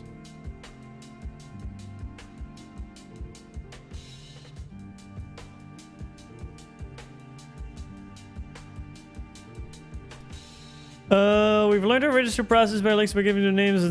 You should never do that. Blah blah blah. Register needs to guarantee that it's always up to date. For example, if one bucket process crashes due to a bug, the registry must notice this change and avoid serving still entries. In Elixir, we say the registry needs to monitor each bucket, but our registry needs to be able to receive and handle ad hoc messages from the system. The agent API is not enough. We will use a GenServer to create a registry process that can monitor the bucket processes. GenServer provides industrial strength functionality for building servers in both Elixir and OTP. GenServer module documentation. Yeah, we've been there. GenServer is a process that invokes a limited set of functions under specific conditions. Is there a dark mode for this page? There's not. Sad. My eyes are dying. Been staring at a screen for the entire day, and now I'm going back. After work, I'm continuing looking at a screen all night. It'll be fun. I'm learning a lot though, so I'm happy about that. Where were we? Yep.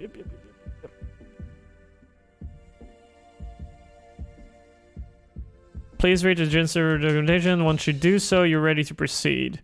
A GenServer is a process that invokes a limited set of functions under specific conditions. When we use an agent, we could keep both client code and server code side by side like this. Let's break that code apart a bit.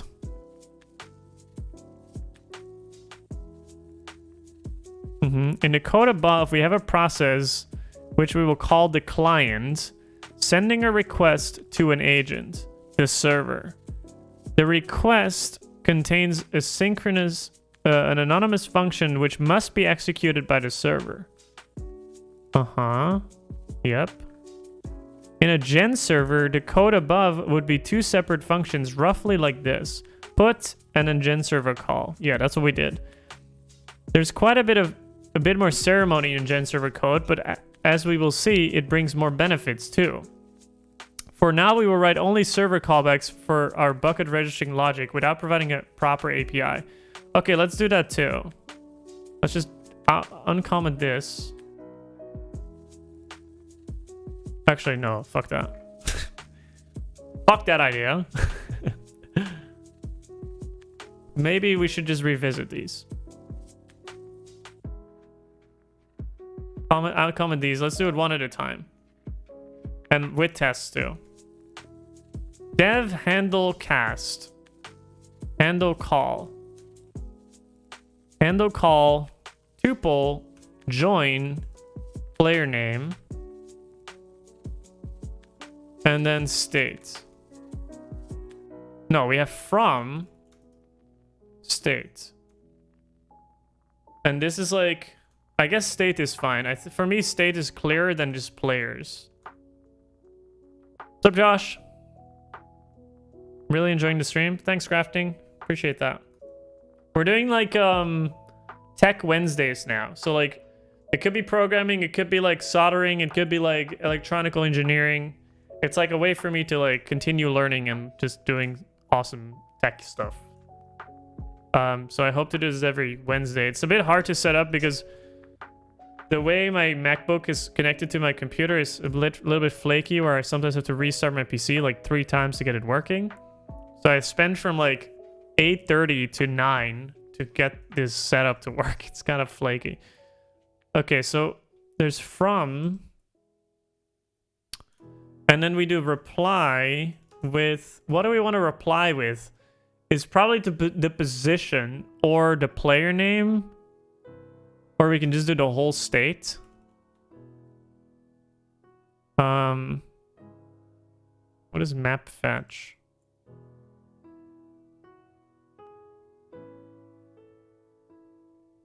Like look up name. And then it searches for the name in the registry. Right, okay, yeah. Cool.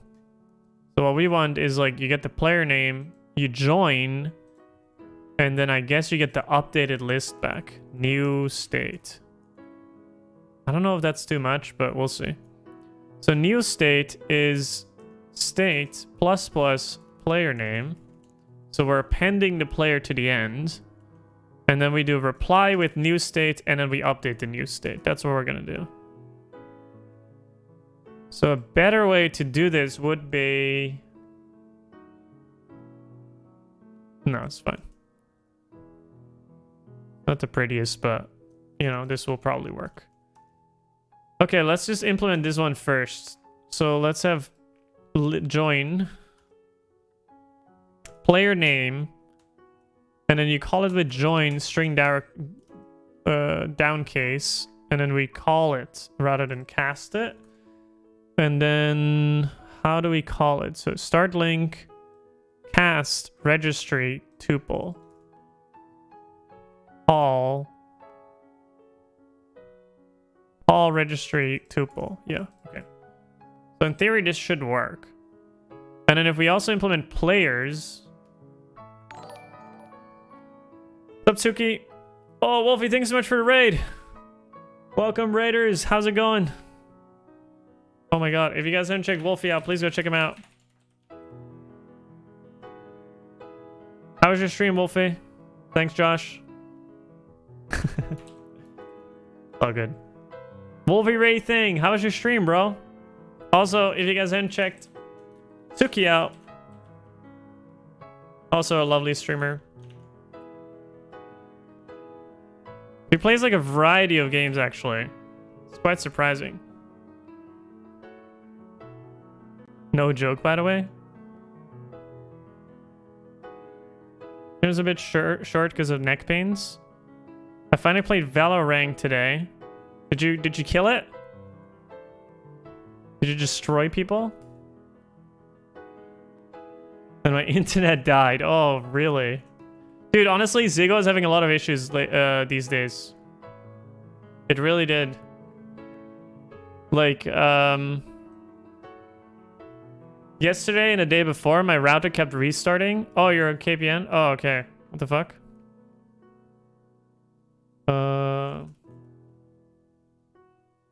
Okay, so we have players, and then we get players. No player names here. Not sure if you can also just do this. Suppose you can. Not sure. Let's see. Call. Get players is just reply with the state. No changes to the state. That's what we want. Okay, let's run the tests again.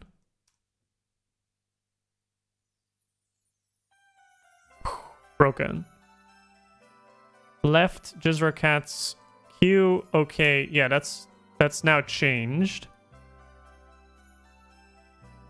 So we assert now that if you first join, the Q is Jizra Cats. Oh my god, this is Christmas music. What? No, get out of here. Wolf, we'll get pissed off. Okay, so we first started with having Jizra Cats in the queue, and then we joined with Bob Ross. So we're going to have Jizra Cats and Bob Ross in the queue. And then at the end, we're going to have Jizra Cats, Bob Ross, and Einoid in the queue. Merry Christmas. Soldering 2, that's cool. Slightly late reaction. All good, all good, all good. Yeah, I really want to learn how to solder. I'm going to a garage tomorrow. I took a day off. I'll be driving to a garage to see if we can get like some stuff of my car fixed that I've been like working on for a long time. Let's see how that's gonna go. And then once I get an understanding of what the problem is, I might then use the other computer that I currently have, because I'm going to a garage to fix my car tomorrow to figure out if the computer of the car is broken. If it is broken, I'm bringing back the old computer with me, and then I'm gonna see if on stream maybe we can like solder that thing together and see if if we can start learning like how to do that together. Also, Duncan, like a Dutch streamer, asked me because he bought like parts to build a keyboard, and I'm looking for a new keyboard. So what he proposed was that if he wants to, because he bought the wrong part, he bought something that needs to be soldered, and I'm like, if I'm starting to learn to solder, I might as well just solder my own keyboard. So maybe that could be a fun project too, to just like and Duncan said like, yeah, he's gonna just keep the part, so if you can take whatever time needed, but as soon as I want to start soldering and building my own keyboard, I could just ask him and I could just buy it from him. So when are you gonna work for NASA? Honestly, like it has been popped in my mind, like if I were to quit, if I were to be good at electrical engineering, I would actually consider just quitting like my job and just doing that.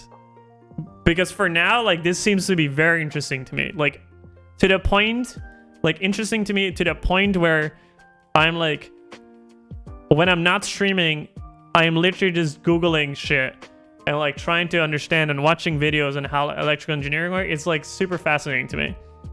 I didn't actually think that like science, that kind of sciencey stuff would actually interest me, but man, that shit's super interesting. Test join is already defined. Yeah, that was fixed. Okay, so we have join now tested, and that's working. So let's start with players now. Test players with the queue as well. Players. Now fix my GPU. Wow, what a nerd. True. True. So players, when you call players on a new queue, it should be empty.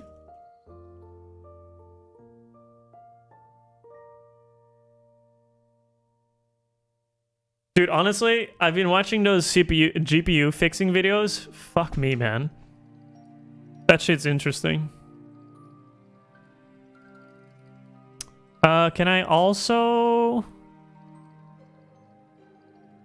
Wait, can I just do this? Oh my god, this is... Oh my god, this is Kingdom Hearts. Oh, memories. Oh, it's a good track too. God damn. We vibing. MTQ.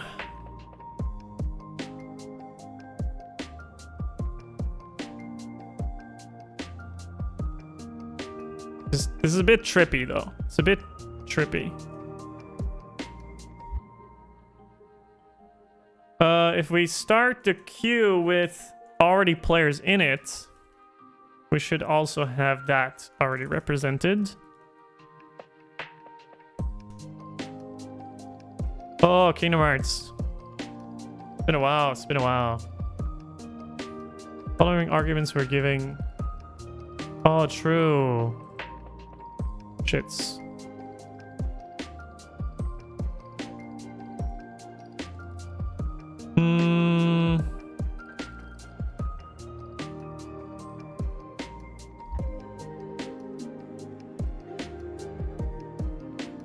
Wait, why does it work here? Huh? Start supervised queue. Queue. I guess this is the PID? I don't know. Let's IO inspect this. What is this value?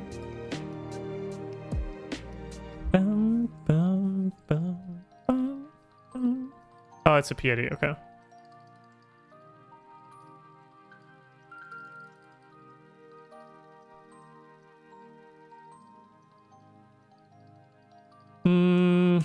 Yeah, but then okay. That's fine. If this is like the standard, I'm just following whatever the standard is, you know? So I can get a PID here, so I can do like MTQ. And then I can just do this. And then MTQ. Because the thing is, I want to also test start link, if that works with the... I don't know if I have to test that, but...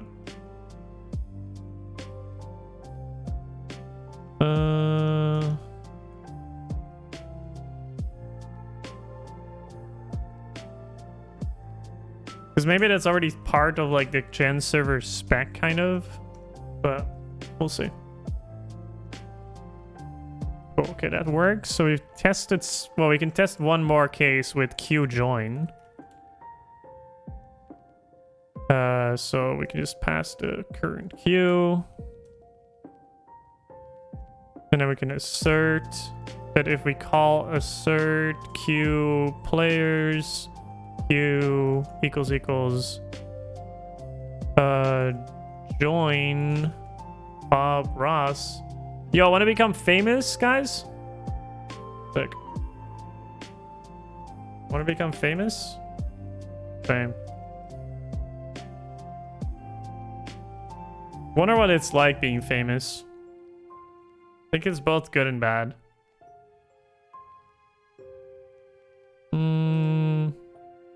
Okay, tests are passing. Cool, let's move on to the next one. It's starting to get more familiar now. So now we need to implement leave so that we can give this... I wonder if there's a more interesting way to test this. Registry...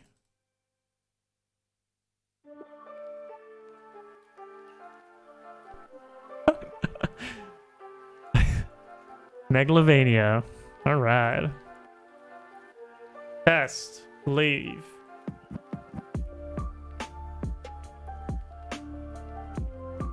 Kind of dig it. Kind of dig it.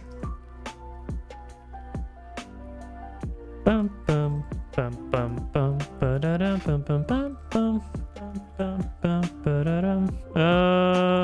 Leave. Join leave. Leave. Move this test up. Just be consistent. Okay, we need a queue that has players in them. I always hate this. I never know how to test this. Do you populate the queue with initial values, or do you just call join 3 times to populate it? Never know.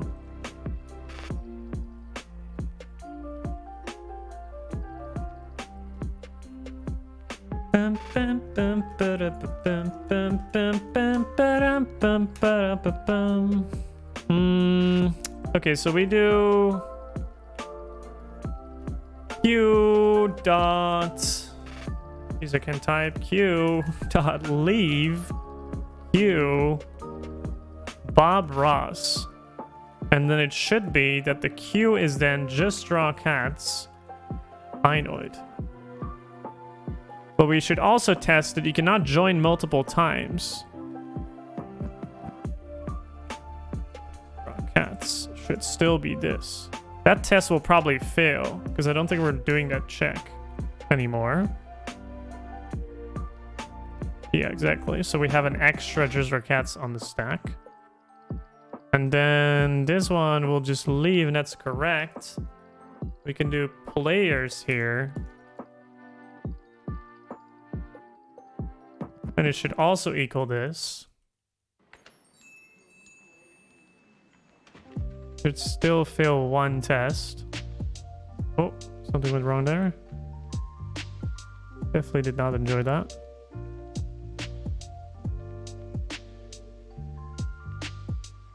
Just here to say thank you for the chill vibes. Yo, Louis, thanks for joining.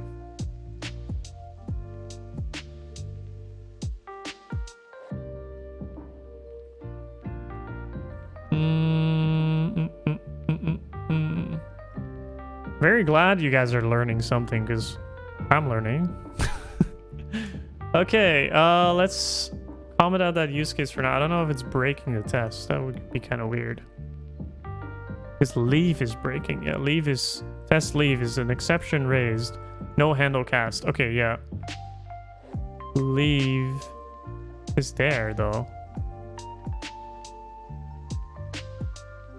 Leave? Oh, yeah, okay. Right, so there's no case for leave tuple player name. Yeah. And then what we need to do is we need to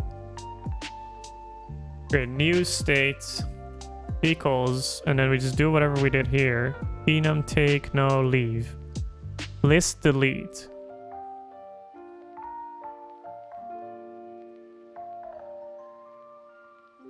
Boom. Now I'll be back to lurking and learning. No problem, no problem. No handle cast. What? Am I still calling cast? Oh, I am. Now it should work. Okay, we can uncomment that test because this test is supposed to fail because we didn't cover that yet.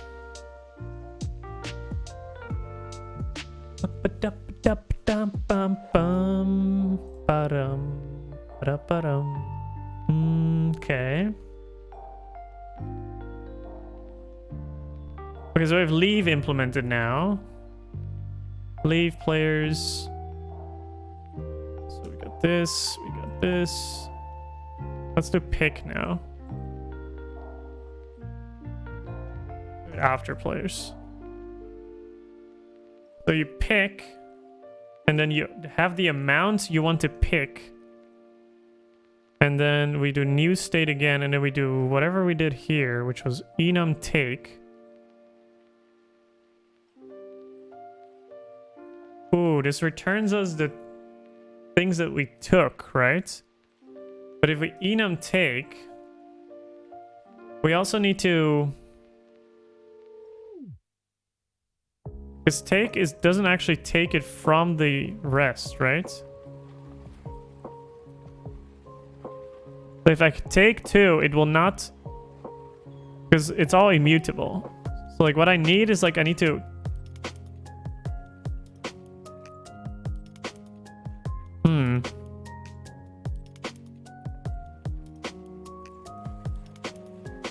I need something that takes something off the list, an amount,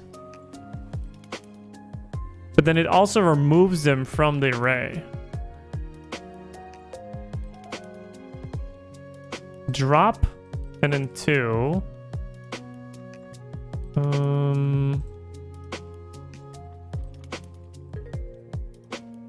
Maybe it does. Takes an amount of elements from the beginning. If positive, can I do something with tail? Because now I'm using like the tail. So like Elixir take with tail. Oh, range. Like if I have 1, 2, 3, 1, 2, 3, head, tail.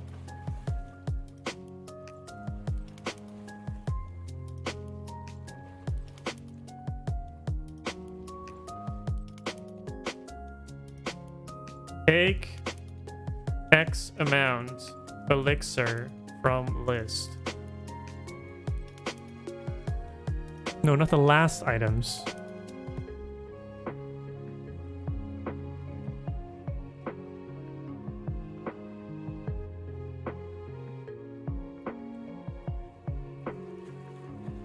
In theory, that should be super simple because, like, you take 4, so you have the complexity is like not. Is like 4 elements that you need to iterate over.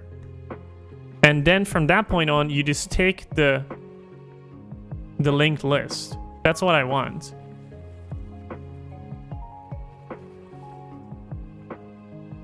So can I do take 4 and then take from here?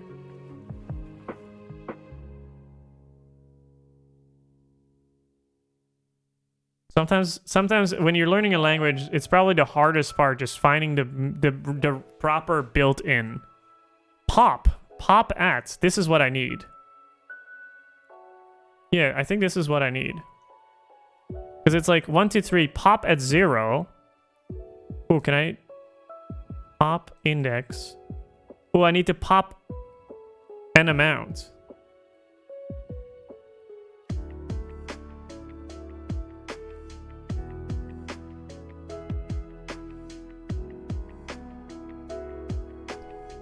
Pop an amount list elixir.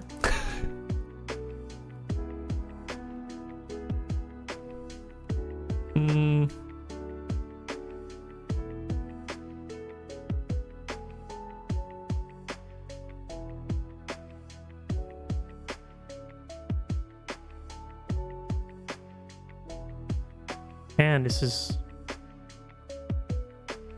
finding the right built-in function for the job. Probably the hardest piece. Probably the most frustrating piece too, because you know what to do, but you just need to find the place, the piece.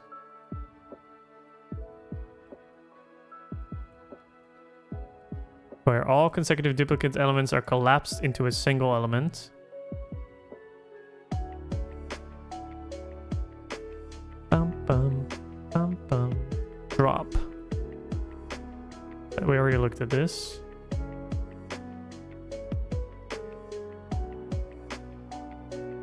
Reduce? No.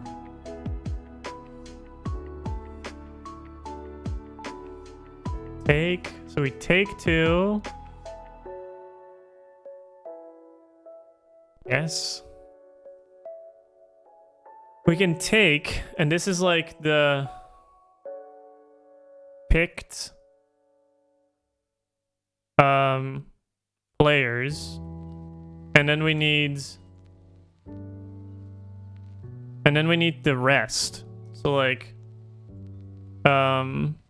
new state, which is like the list and then from an index. What's up, Dirk? How's it going? How's it going? How's life?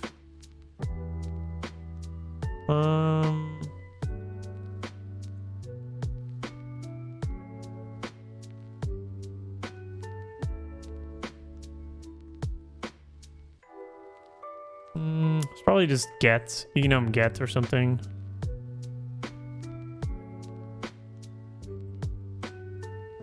Fetch.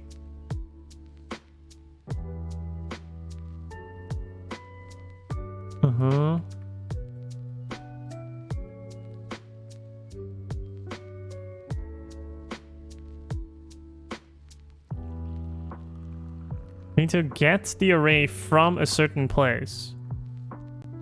Slice, that's what I need.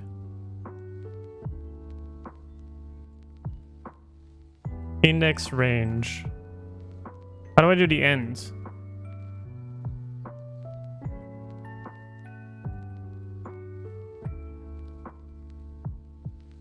Start index amount, that's what I need.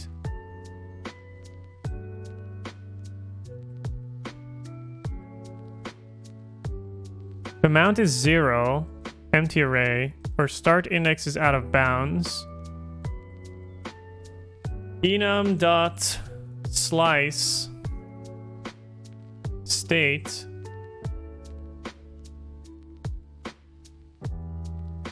and then the amount of picked players, which is you take an amount. So if you take 5, you get until 4. So is slice 5 correct? Is n amount correct? And then wait, amount number if available. This is 10. This is 5, index 5 to 10. Can I also do 0? Yes. -1, does that work? Let's see. This is perfect because we have test cases for this, so this is awesome. So I just add this, pick amount, I add the test for it. So if I have... These are very straightforward. So if I do pick, and I do create a queue with a certain amount of players...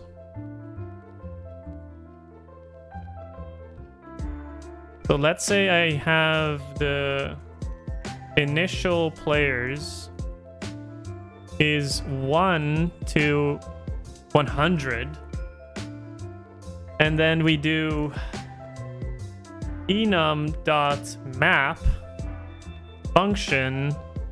For every number, we create a string where we do player and then the number. How do I interpolate string in Elixir?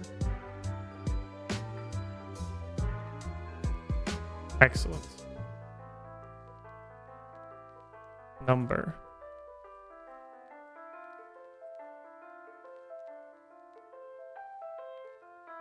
Okay, so now we have a list of player and then the name, and then the number.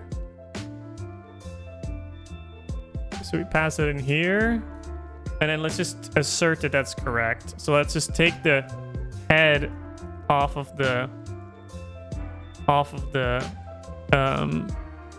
q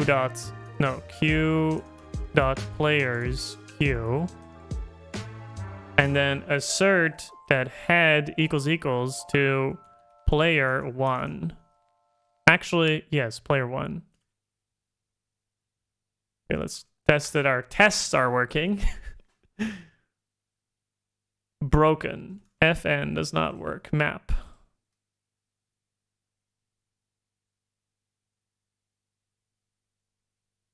Sick playlist. Is this Minecraft Chill Step? This is Game Chop's album. So this is like Game Chops has like a lot of remixes of like video games turned into lo-fi, which is really nice. So they have like Zelda and Chill, they have like Pokemon stuff, they have like Poke and Chill. It's really nice. Can recommend. Starting bound negative and then taking 5. I think our code is not gonna work, but we'll see. Map the array or the list. Fn. That's what we do. We pass in this. Is this not a list? This is a range? Oh, enum to list.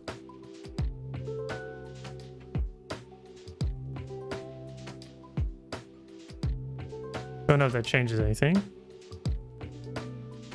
Oh, I think we just made a type, like a, we just typed this wrong. Hold up.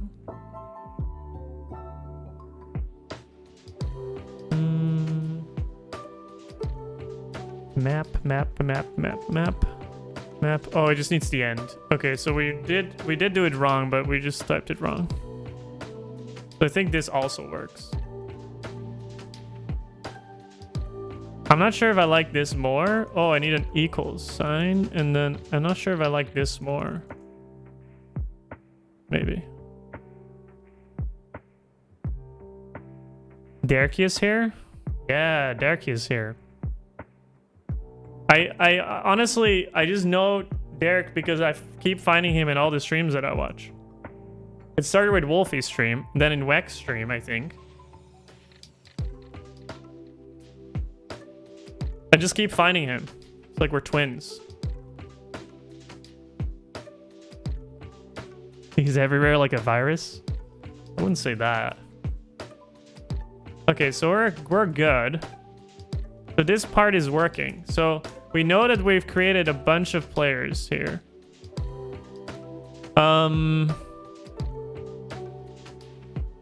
Create 100 players. And then what we need to do is we need to pick a certain amount. So like if I do q dot pick q with the amount that is 5, I should get back, assert that I get back something like player 1, and then 5 players. 5, 4, 3, 2. And then I also assert that if I call q.players on it, I should have, and then I count this, enum.count, assert count,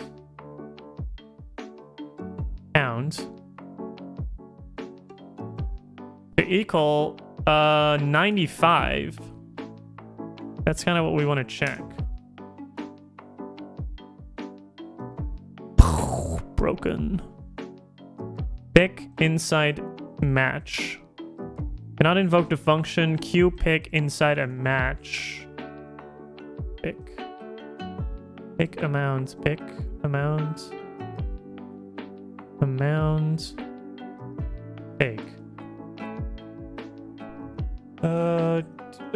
Test 30. Test 30 here. Qpick. Oh, equals.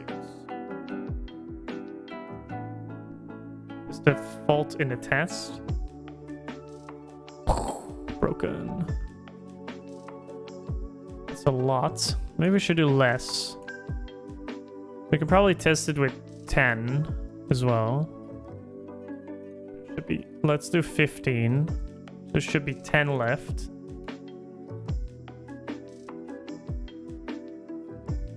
Okay. Slice. No function calls slice 3. Slice 3. Wait, I thought it takes 3, right? Slice 3. Start index.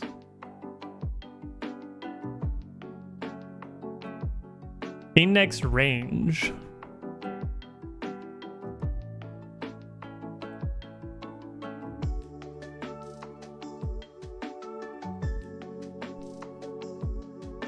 mean, I could also use... I think take is just the same as slice. Like, you give it a list, and then you take 2, and it takes, like, the front 2. If a negative amount is given, the amount of elements will be taken from the end. That's not what we want. The amount is 0, returns empty array, makes sense. Okay.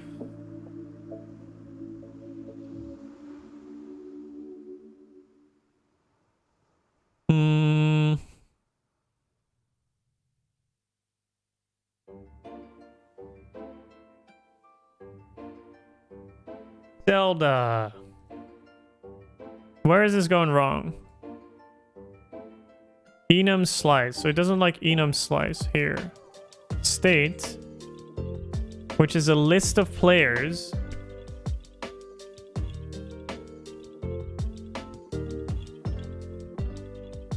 And then we start with the amount.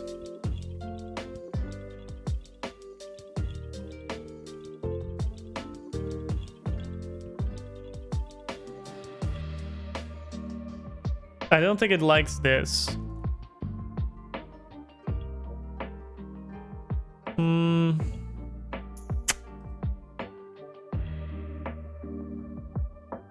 Take while. Takes elements from the beginning of their numeral while the function returns a truthy value. How do I just want to slice, man. I just want to slice to the end.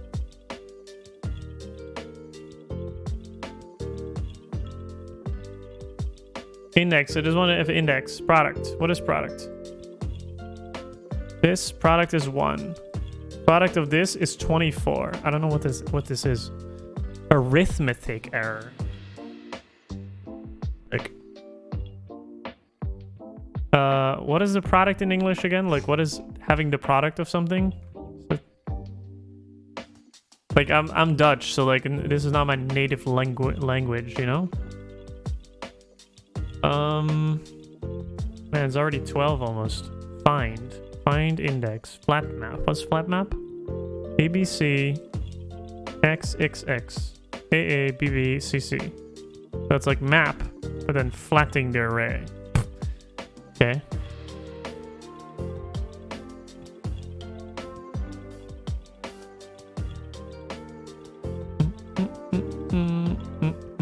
At. That's 1 index. I want to have all from. Come on.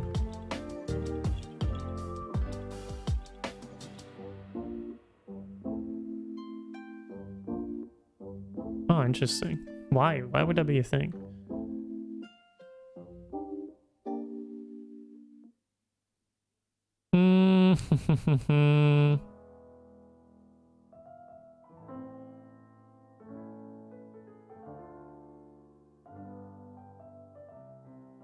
Enum slice to end. Elixir.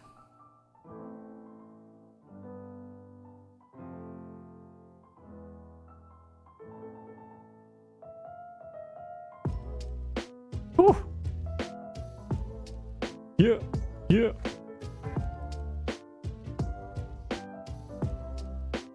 What a banger. Total tune.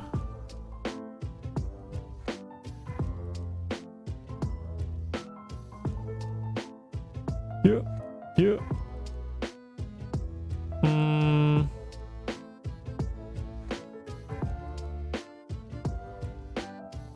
Uh-huh.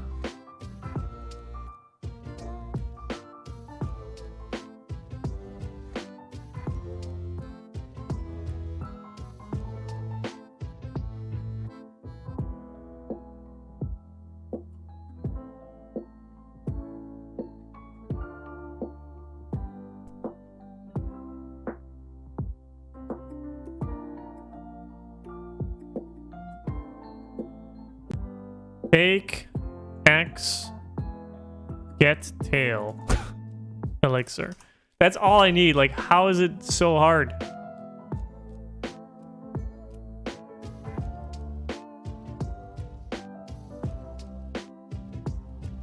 need like an Elixir Pro.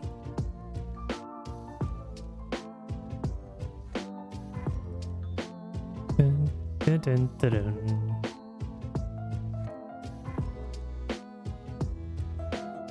Tapioca.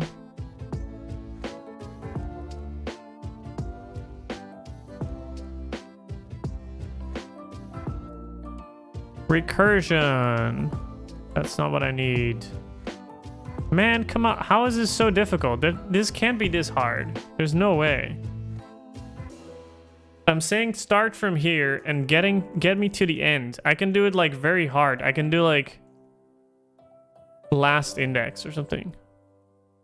Elixir get last index. It's like super inefficient. Because like I've already been through the whole thing. List last. Let's just get the test to work and then we'll figure it out later. No, wait, that's not what I need.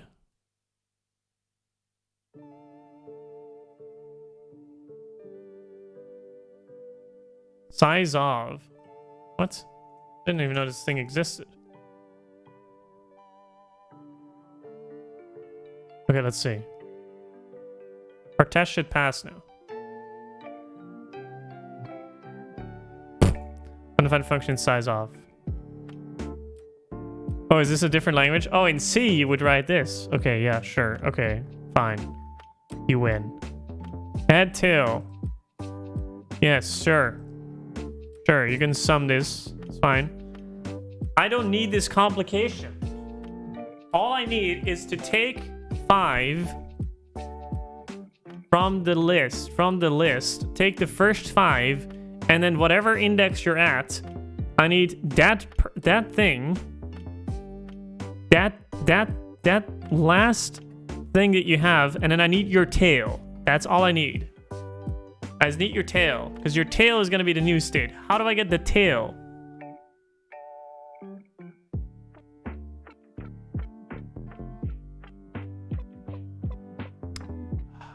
I can do...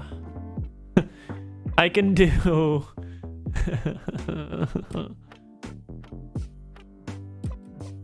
I can do...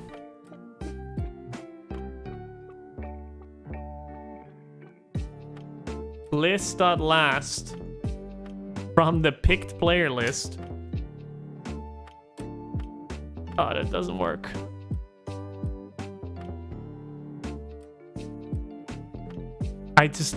There must be a method for this. There must be. I'm going crazy.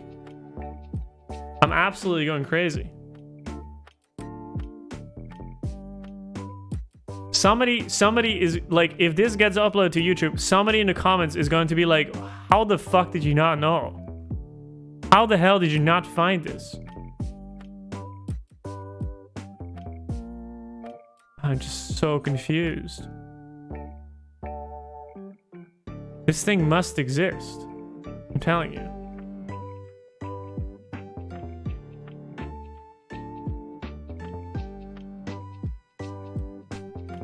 Take a list, create a function that takes X, S key, put it in this. Most efficient way to do it sounds like you've already done. List, reduce, dupes, element 1. LM1. What is LM1?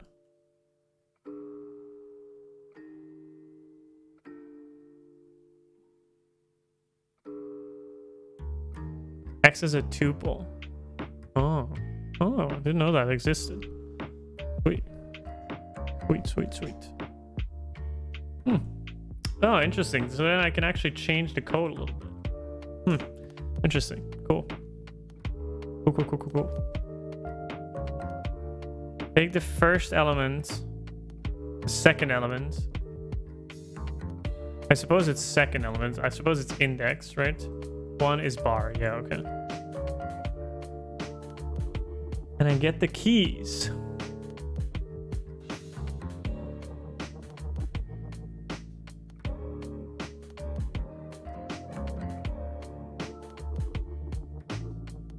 Head, tail.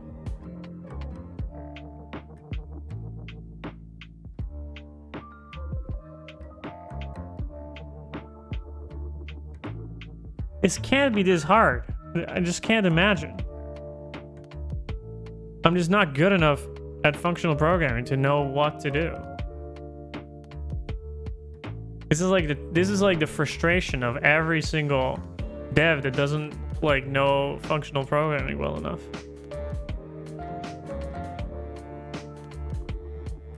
You get a list, you take the head and tail,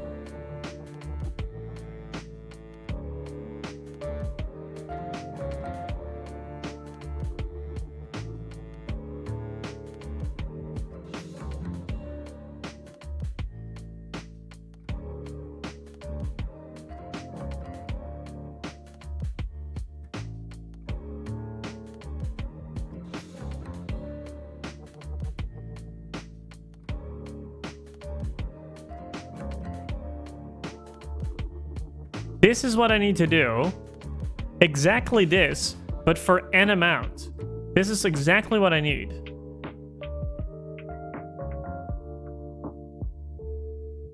Because hello is a character list. You can do similar things with this. Yes.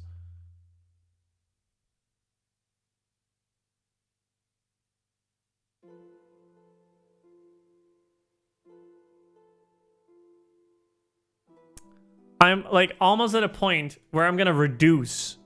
I'm gonna have a list of 2 lists. But that sounds inefficient as fuck.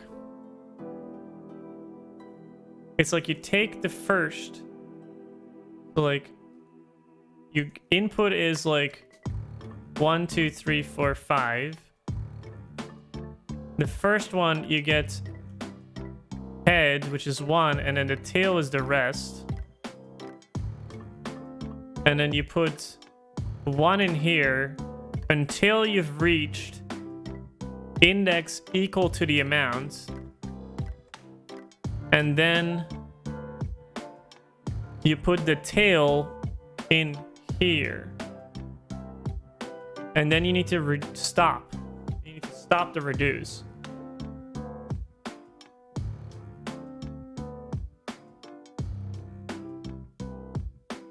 I don't think that's possible.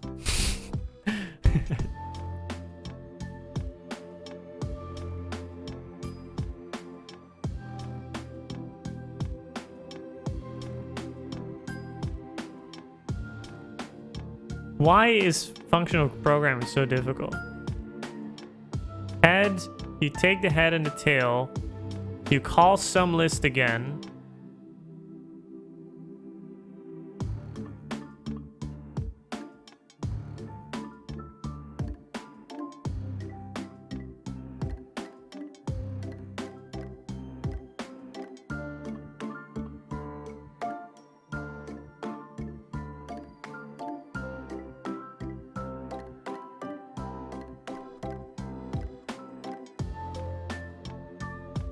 I'm pretty sure I can even write this recursively. I'm pretty sure. Okay, I'm just gonna do it. Def P. YOLO. No. What do we want to do? Pick. Pick from list. Amount. List. Okay. Pick from list, right? Pick from list. The default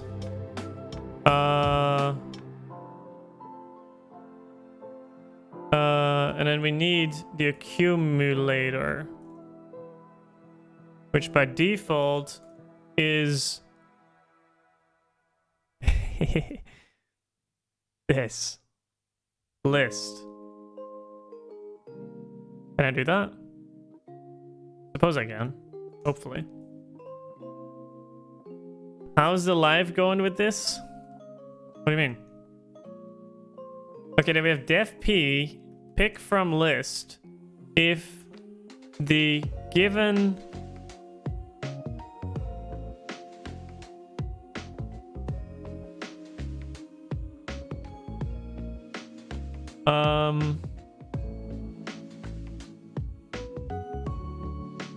we get the head and the tail from this thing.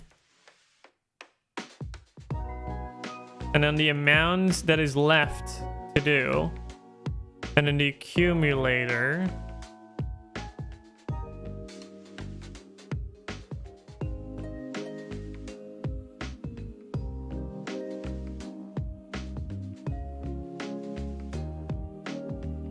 Okay, we need a clock. Okay, let's just first do it like this. Okay. What is this? Why is there no do here?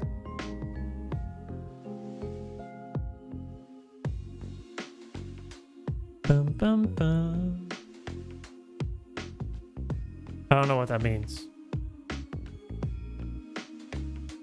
Anyways, we call pick from list where we take the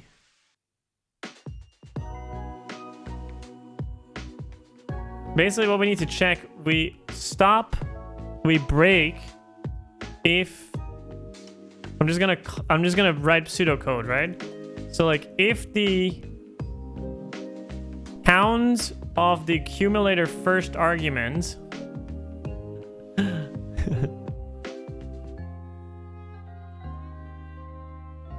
we're gonna get a tuple.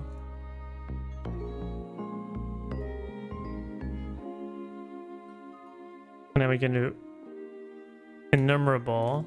Right? That was the thing.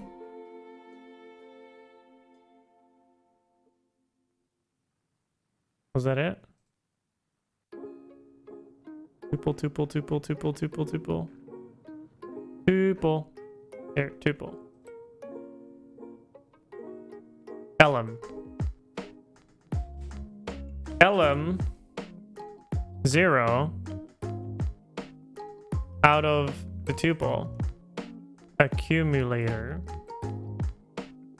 If enum.count is equal to amount, if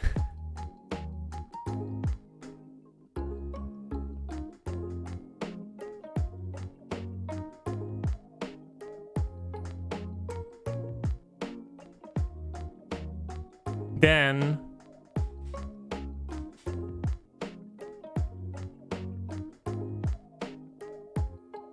dude, I'm writing the ugliest code possible, but that's okay. I just want to get this to work first. And then figure out the Elixir way, you know? This is like most imperative code ever. If the accumulator already contains the amount it should, then just return. I'm not even sure if this is a thing. I don't think so. It's case. How does case work? Who's case? Pond. If. Case. Case. Do. If.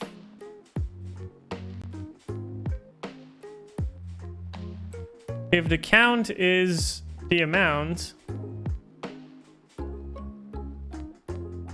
then wait, does that work?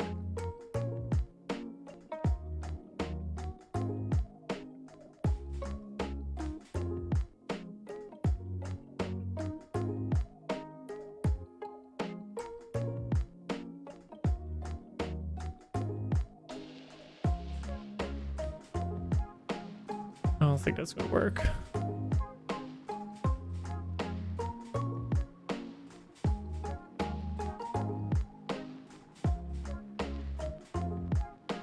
Con do. Okay, that's perfect. Con do.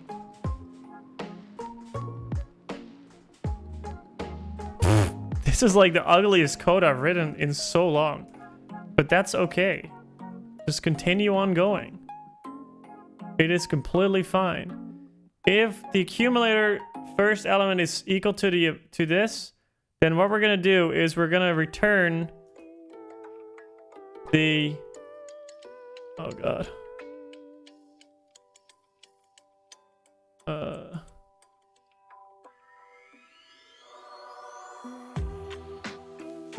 picked players or picked is this. And then we do picked and then the tail. Otherwise,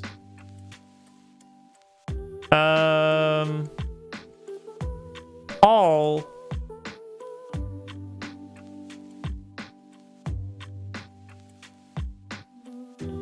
however, many circumstances you want to check conditions that do not evaluate it.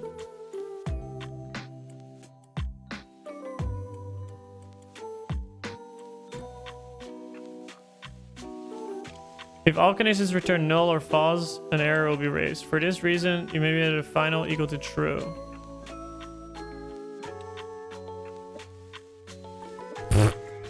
You know what? I'm just gonna do if else. We're going actually degen mode. Let's do it. If this, we're going actual full on degenerate mode. The Elixir devs will be screaming at me. That's okay. I'm screaming at them because I cannot find a way to do it.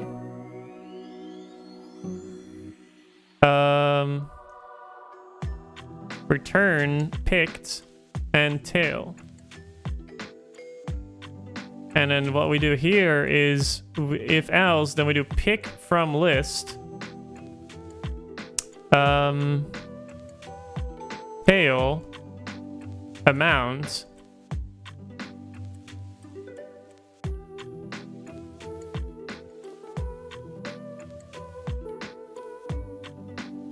and accumulator is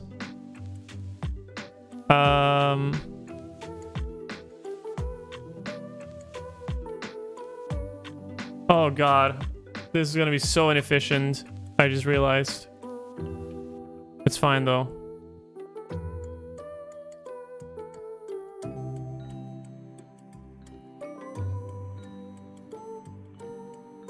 Yes.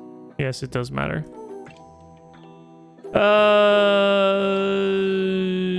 Picked plus heads, comma,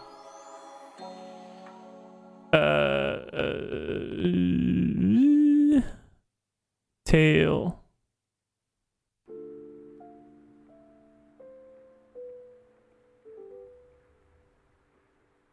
Why do we pass this list if we already have this list?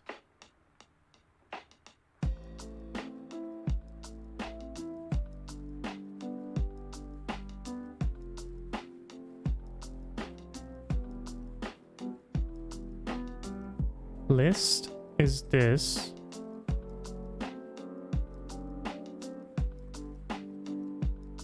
Picked is this. Results.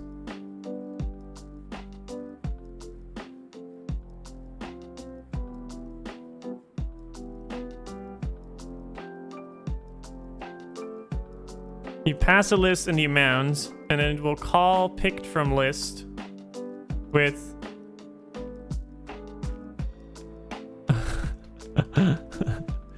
oh boy, this and list and the amount.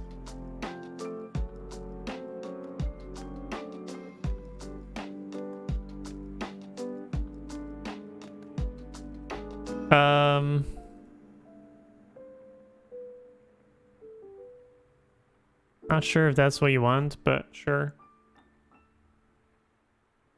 And then at some point we will do this. I have no idea if this is gonna work. Let's see though. Full on degenerate mode. Where were we? Pick. Here. New state. Okay. We will get back picked players and new state from pick from list. How do I do module dots? Is that how you do it? Pick from list. Def P. What do you do with Def P? Def P. Elixir.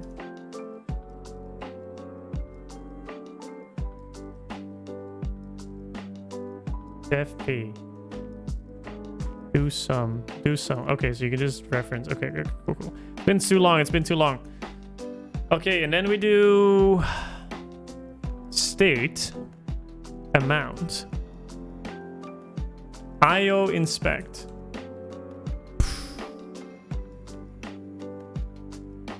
Are we going to crash the machine?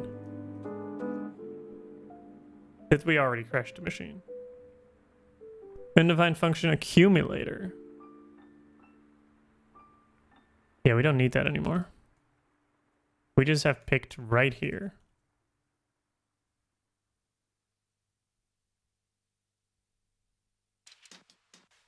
Undefined function picked from list 3.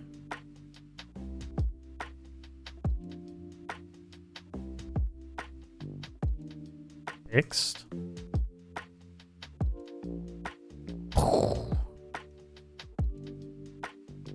No function clause matching in anonymous F2. Right.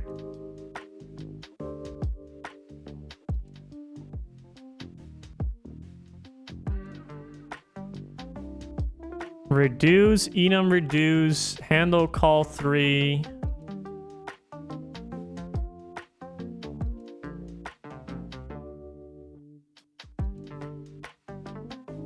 How's it going with the app?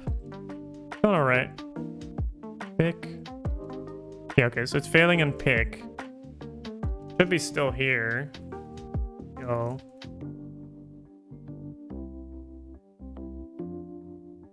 We should at least still be alive at yo. Yo. And then this one fails, that's fine. Kernel, function, binary, character list, inspect player 7.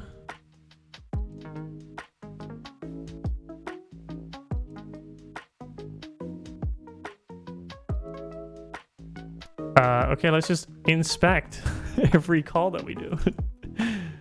So here we arrive with IO inspect picked. And then we have head, tail, oops, head, tail, and then we have amount. And then here we have inspect list and amount.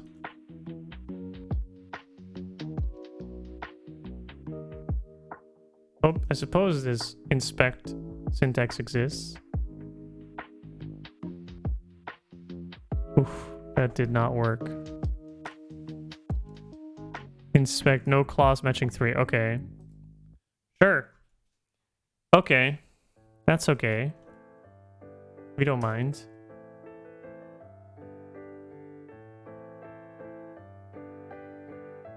And his music is beautiful. Okay. Could have just made it tuples, actually. Maybe we do that.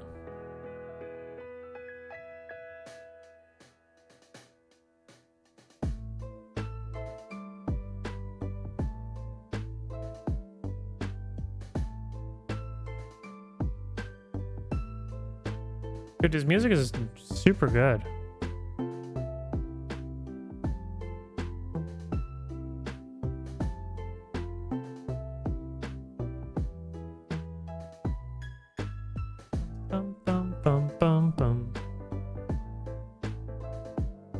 I gotta be honest, chat, I've never played Zelda before. 15 players in here, which is correct. The amount that we pass is 5. The amount picked is nothing.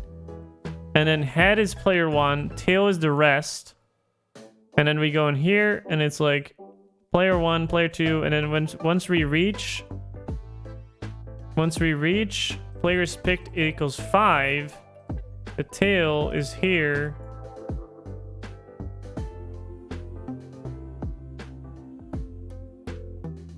And then we should be here, no?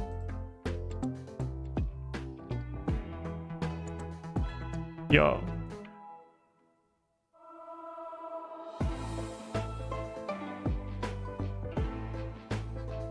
Okay, we are there.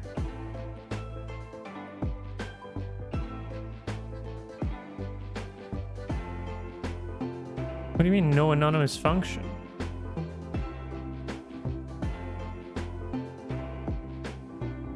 Res. I don't even think it gets there. It's now just broke up. Blew up.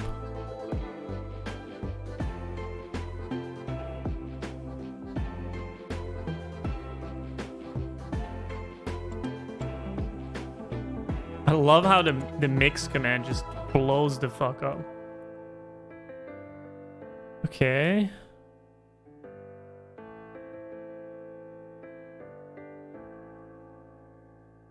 Dude, I love this song. Legendary Hero. I want to hear the original. Actually, I can't do that because then I get copyrighted. I just want to listen to this song again. This is great. I love this. Beautiful.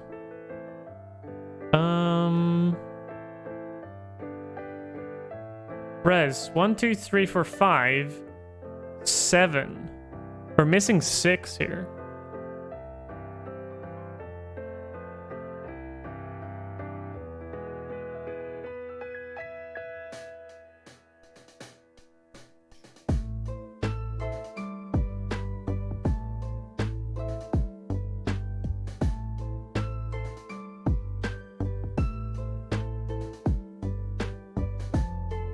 Okay, we can do heads, tail in here.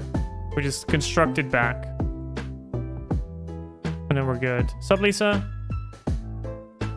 How's your day been, Lisa? Because now we have 6, 7, 8, 9, 10. So this is correct now. So, like, our function is working. Somehow.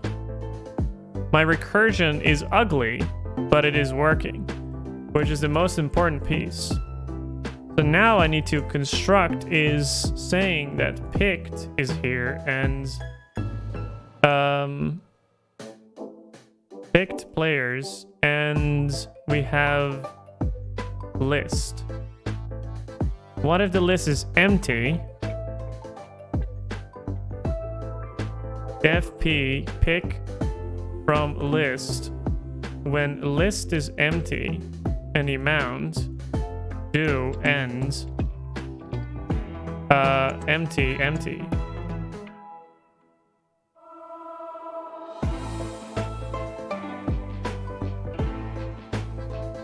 So we got that case covered too.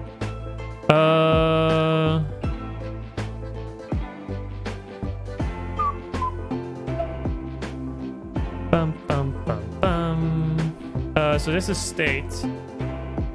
But then we overwrite this, like new state. And then we IO inspect this before we inspect. Dude, I love this song. I'm actually in love. I'm in love with this song.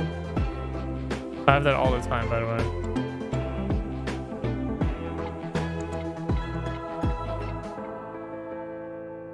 Picked players, this. Yes, this is correct. Awesome. So now it should just work. So now the error that we got was something weird randomly anyways. That should blow up again. Oh no, it's fine. We're chilling. Sick. Sweet. So our test is passing. That is awesome. So our only test that's failing is still the one from above here, where we didn't, it's no uniqueness check. But like our pick command is working. Question is, does it work with other stuff? Because it's very complicated. So I wonder if it works if I pick 0.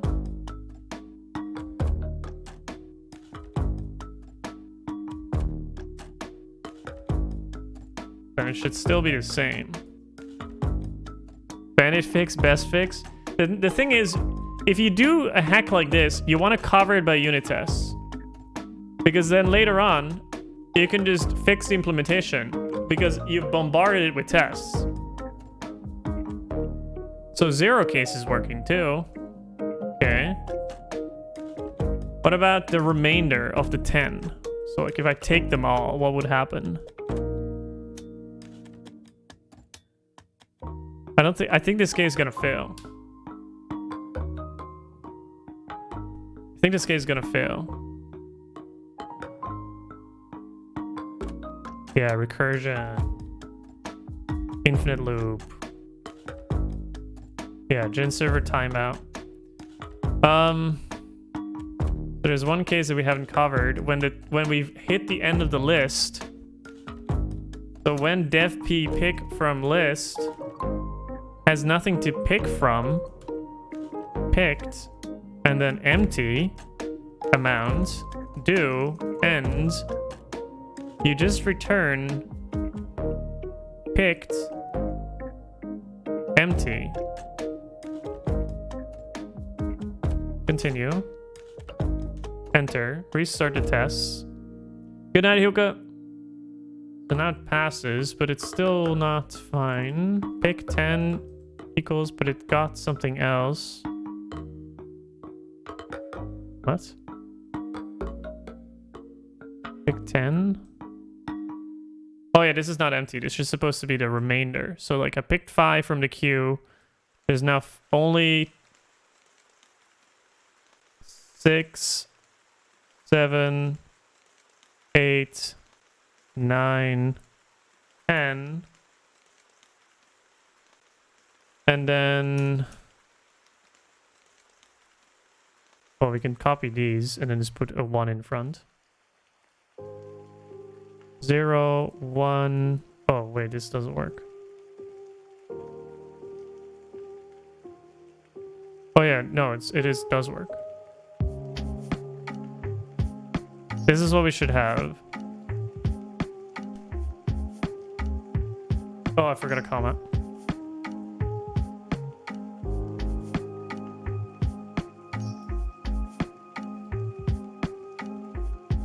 Test is passing. Use operator equal has no effect. Assert. Oh yeah, I'm not there yet. No. Leave. We're not even... wait, we had leave, right? Assert. We're not asserting anything. Wait, since when did that happen? Okay. We're chilling. Okay, so we bombarded this with tests. So we've gotten the case. Oh, we need the case where the queue is empty. So we can assert pick something when the queue is empty. So we can still do that. So now the queue is empty. So now we want to pick 10. And then we assert that this will return as empty array. And then also when the current player count is also still 0. This should not break. And then I think we've covered everything. Whoa, shit. No match for right-hand value empty. Oh, okay. Yeah, that's true.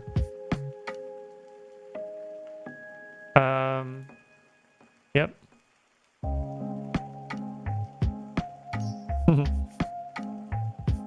Sure. Ugly as hell, though. Wait, it doesn't work? What? So much for right-hand value. Q57. Oh.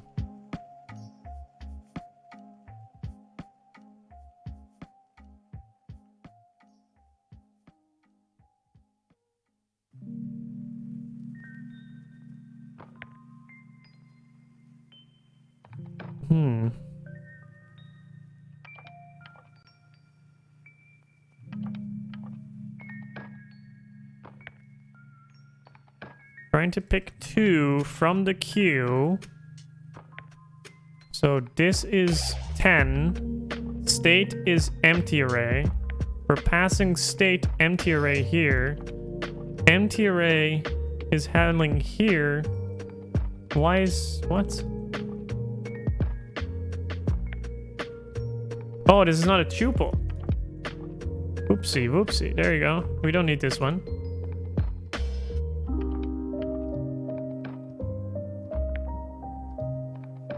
Wait. We're returning the wrong type. Alright, we got leave, we got pick, we got players, join. What else do we need? What are we missing? This is ugly as fuck. This is damn ugly. We have pick, clear. Clear should be easy. Handle call, clear. From state, don't care about these two. Reply with empty array, empty array. Cool. Implemented here too. Clear. Call.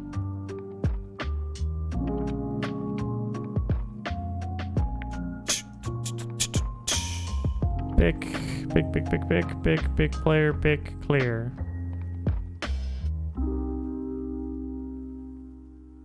We need position still. Dev position, PID, player name. GenServer call. This. Position. And then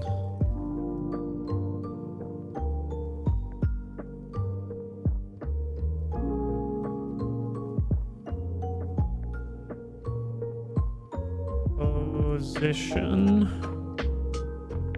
Reply with the position of where this person is. So like if we do an enum find index, I think that should be fine. Find index.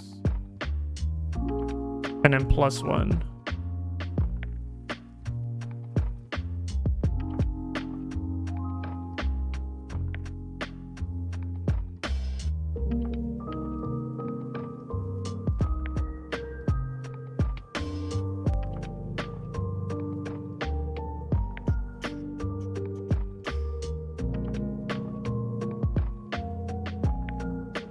Player. So this will just be state still. Player index.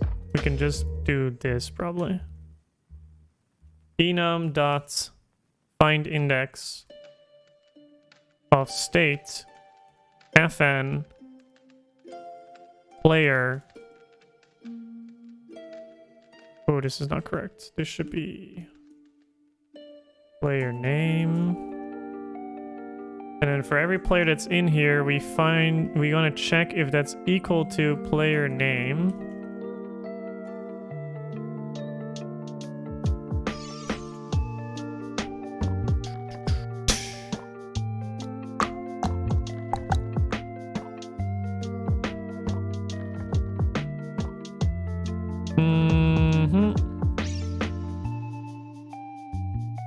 And then +1.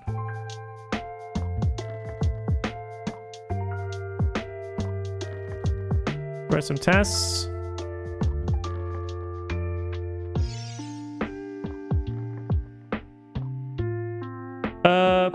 Position. So for a position where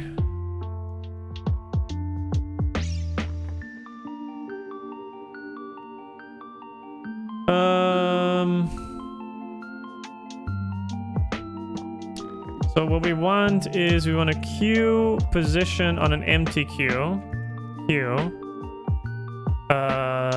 Unknown. Assert.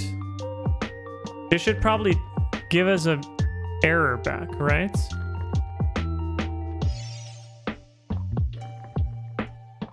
If we cannot find the player, what should happen?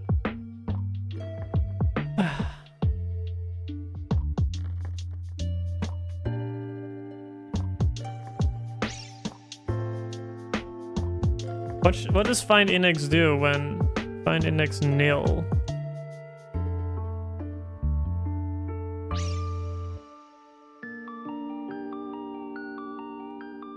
So when it's nil, it should return reply error. Is that a thing?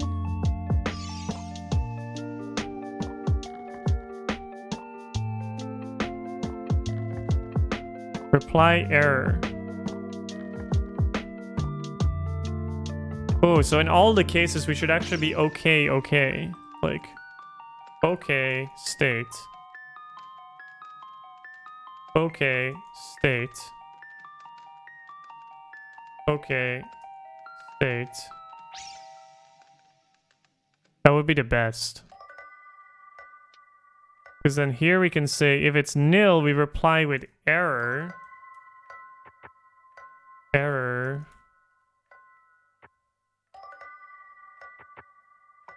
And state. Otherwise, return this. So this would be index. And it would do index plus 1.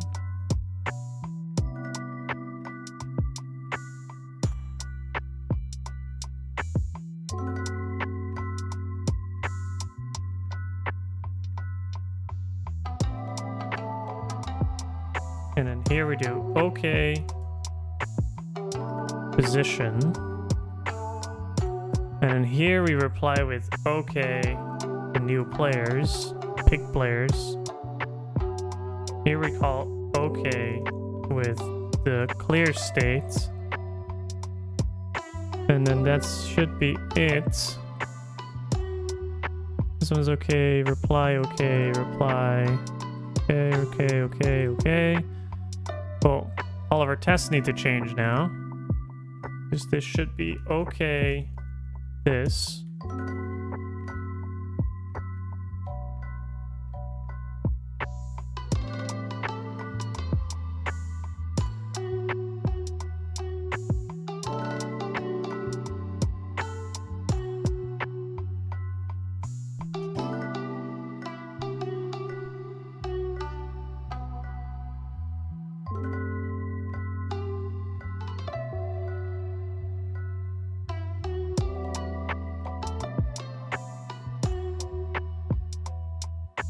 Okay. This is fine still. Okay. Okay. I wonder if this should be okay. I wonder if this should error out or like... wonder if this should be like okay or not. I guess this is okay. And then here, when you call players, it should give you okay with the players. Here too, it should give you okay with the players. And then if you go here, it should be like error.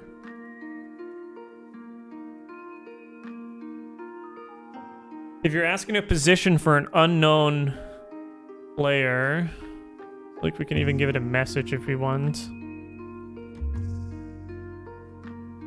Okay. If we now join the queue, so we say queue join, and then we just call just draw cats.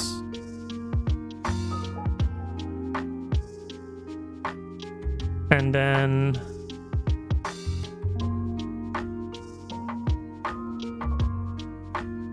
just want to make sure that that's okay. And then we assert that the queue position and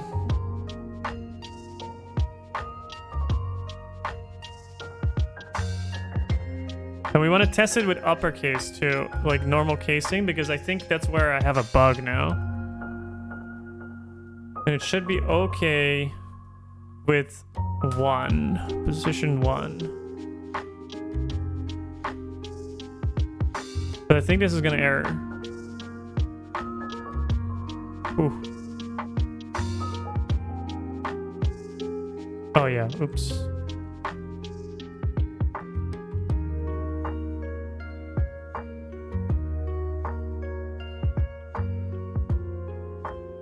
And find... oops. Typos. Enumerable not implemented for OK.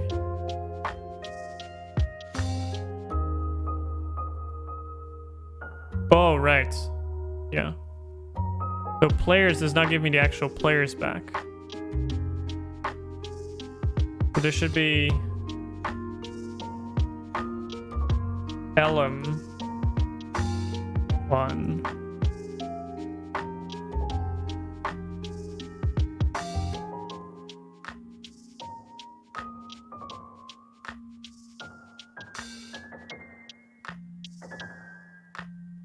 I'm not sure if I like that though.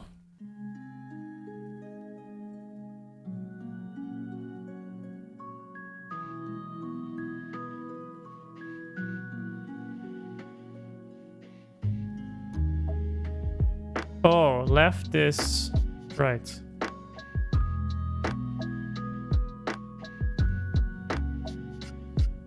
Q, empty Q. Yeah, okay. Makes sense. It should be okay. I think we've now covered all the cases. Yep, that's the failing case that we already had. So now position is okay. If we join with another person, you join you player 1, player 2, player 3, and then we assert that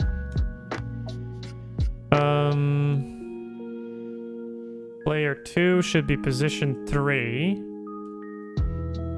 That should also be valid. And then if we remove one, it should recalculate. So now if player 2 leaves, or let's say player 1 leaves,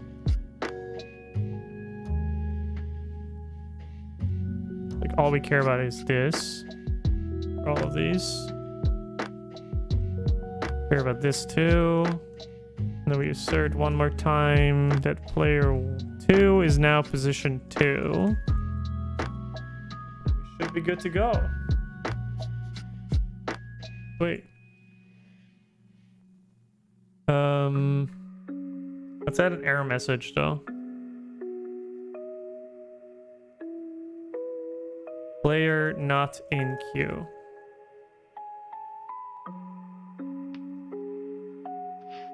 Or we can have a tuple here with the reason. Player not in queue. So we can pattern match on it.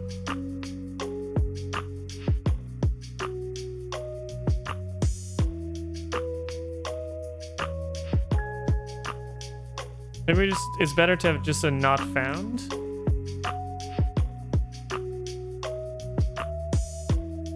Because then like those.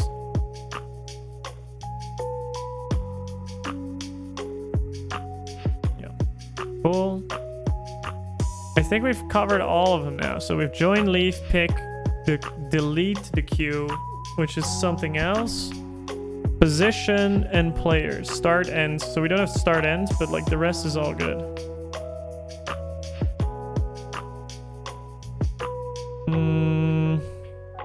Oh, we do string down case. Nice. Cool. Position, players, join, leave, pick, players, position. Oh, we haven't tested clear. The final one before I go to bed. Clear. We don't need a queue here, we need our own queue. With something in it. So we can do... No work tomorrow? Oh, I actually don't have work tomorrow, but I still gotta get up early. But I should be going to bed.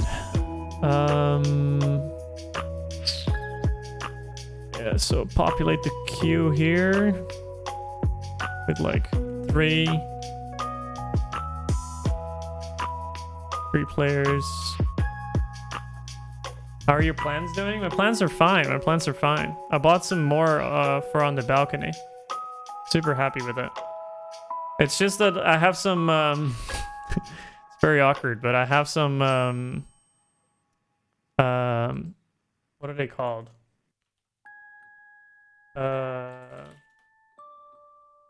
Pigeons. I have some pigeons trying to make a nest on my balcony. And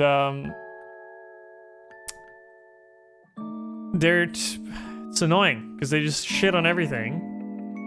And they also don't want to leave. So like I keep destroying the nest or throw it out because like as much as I care about birds, I just don't want pigeon shit everywhere. Like they can shit everywhere else and I can help them. Like I'm fine with them making a nest, but they shit everywhere. So now I'm not okay with it anymore. So I keep like taking away the nest, but they keep building a new one. So now I'm just trying to make it as uncomfortable that spot as possible to make sure that they don't come back. I thought like I would just scare them off and then it would not come back, but they don't. It's hell. Like I really care about animals, but the pigeon shit is like, that's just so much. Like already, I think they've just been trying to reach my balcony for 2 days and it's already a shit fest. Just try and dump the nest in the balcony below. I was thinking about that. Just clean the poop. You know how much work that is? Just in 2 days, half my balcony is already turned into shit. Like there's trees everywhere in front of my building. Like just go and, you know, build a nest. Just do the work. They can build a nest in the trees. There's plenty of trees in front of my house. Like, why do you need to make a nest on my balcony? Out of all places. Clear. So, we need to test the... Yeah, we can test the count. Sure. Maybe we just need a command for count.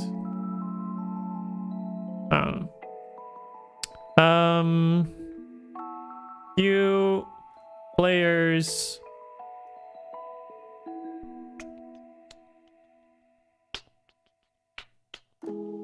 enum.count plastic roofvogel. That could, yeah. I'll see if they actually, you know, they're gone now. Let's hope for the best that they're gone now.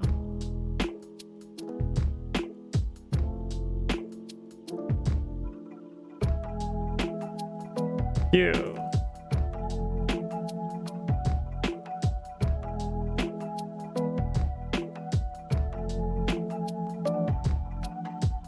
The fake CDs.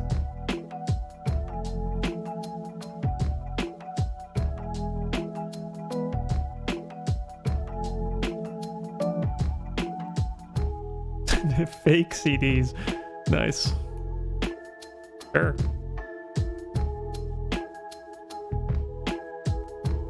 Oh, I don't like this alum thing, but I learned about it now, so I guess I have to. Okay, so I assert that the count is equal to 3 because we're counting from 1 including 3. So we have 3 players in a queue. And then we assert that if we call clear with the queue, it should return okay with empty. And then we assert again that the queue is now of size 0.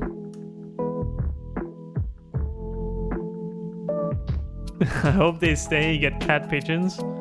They're also the ugly pigeons, you know? There's beautiful pigeons and then there's the ugly ones.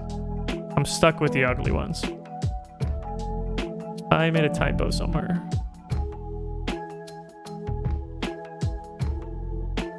Here?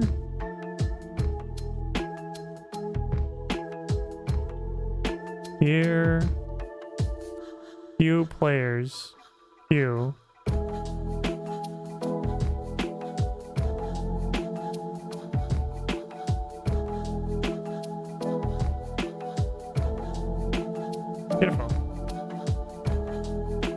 So if I now make 4 of them, it should be broken.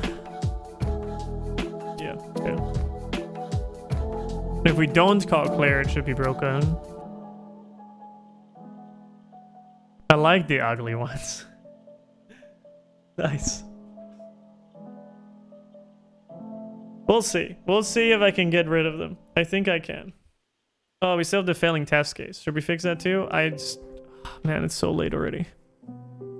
Okay, they join, and we need to check if they were already in the queue. So we should only...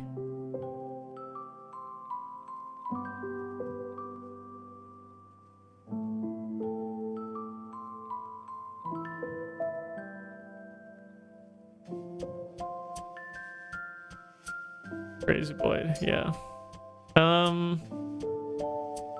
Could I return an error if you tried to join when you're already joined? Probably. So we can do cons. No, what do we do? Case. If already in list, there was something for that. Like exists or something.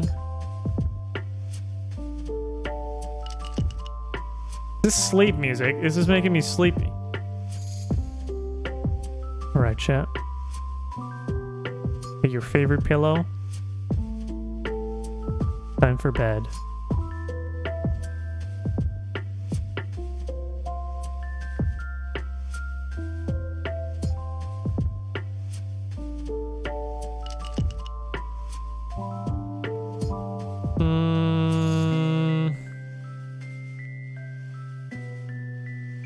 Contains? Is there something like contains?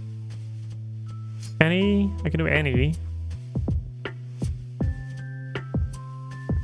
I remember my bike and your keys.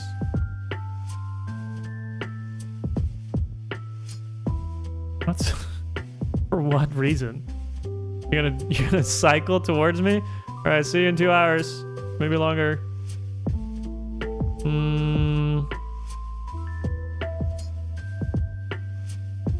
Are you in bed? I'll see you in 2 hours. I would love that. Yeah, you can come over. It's fine. I just gotta drive to Eindhoven tomorrow. I thought that was a function that I found. Can't find it anymore.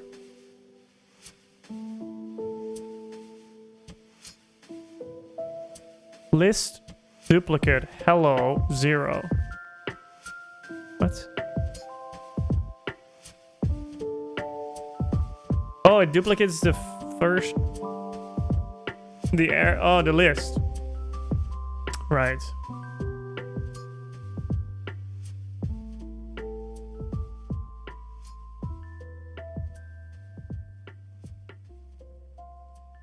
Man, can I not just find like a function that is actually there?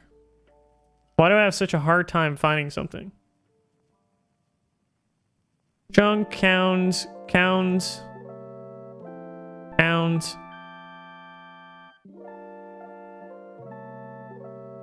can do any. Enum any. That should be the fastest one. If state already contains fn player equals player underscore name, and if there is any that matches do ends. If true, then error already in queue. False, then do this.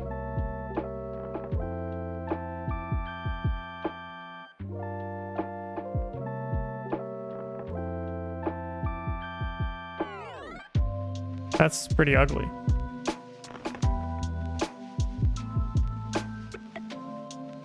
Why Eindhoven?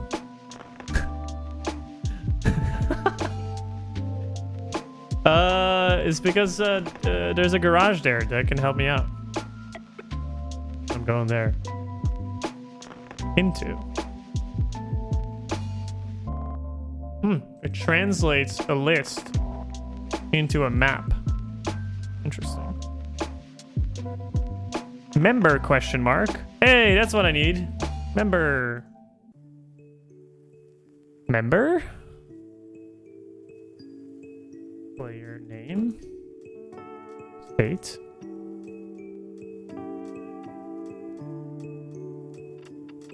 What broke this time? Nothing broke. The same thing. I just want to fix it. You want to know? You know what? You want to know what my plan is? I'm going to a garage that can replace the computer that is in my car, so I can test whether that fixes the problem. If that doesn't fix the problem, there's no point in me trying to solder the existing computer because that's not the root cause. I need to figure out the root cause, and this garage has the parts to do that. And he was like, "Yeah, just come on over." So that's what we're doing. That is what we're doing. I don't think this is gonna work, but like we can see. What's up, Cinda? Oh my god, how's live, girl? How have you been? Yeah, please go check her out. Oh my god. How's live, girl?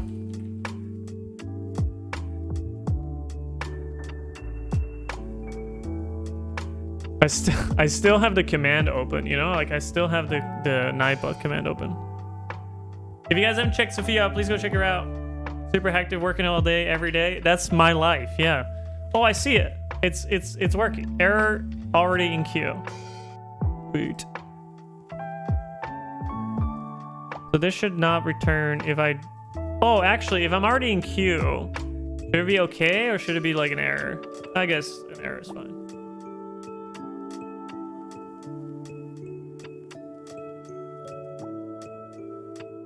How have you been? Oh, what? Bad return value. Oh, that's true. Yeah, I need to reply.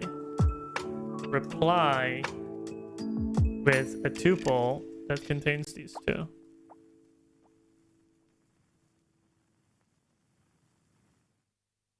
What do you mean?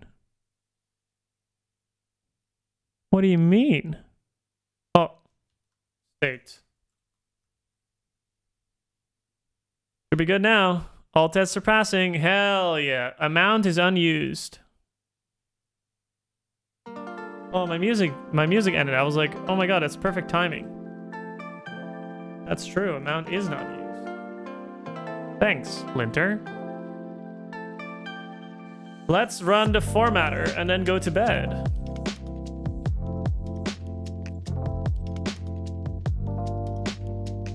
Boom.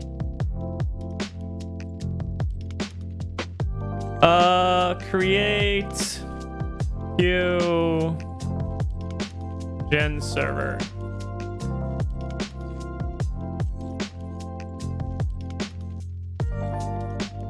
I'm liking these GenServers, to be honest.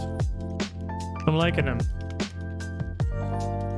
Add simple Q GenServer for managing the queue of a streamer. Is this the viewer bot? This is not the viewer bot. This is actually for the whole app that we're building. So, a sneak peek of what I had built in the past. Not sure if it actually still works. Let's see. Maybe it does still work. Just draw cats. Player in queue. 1. Join. 2 in queue.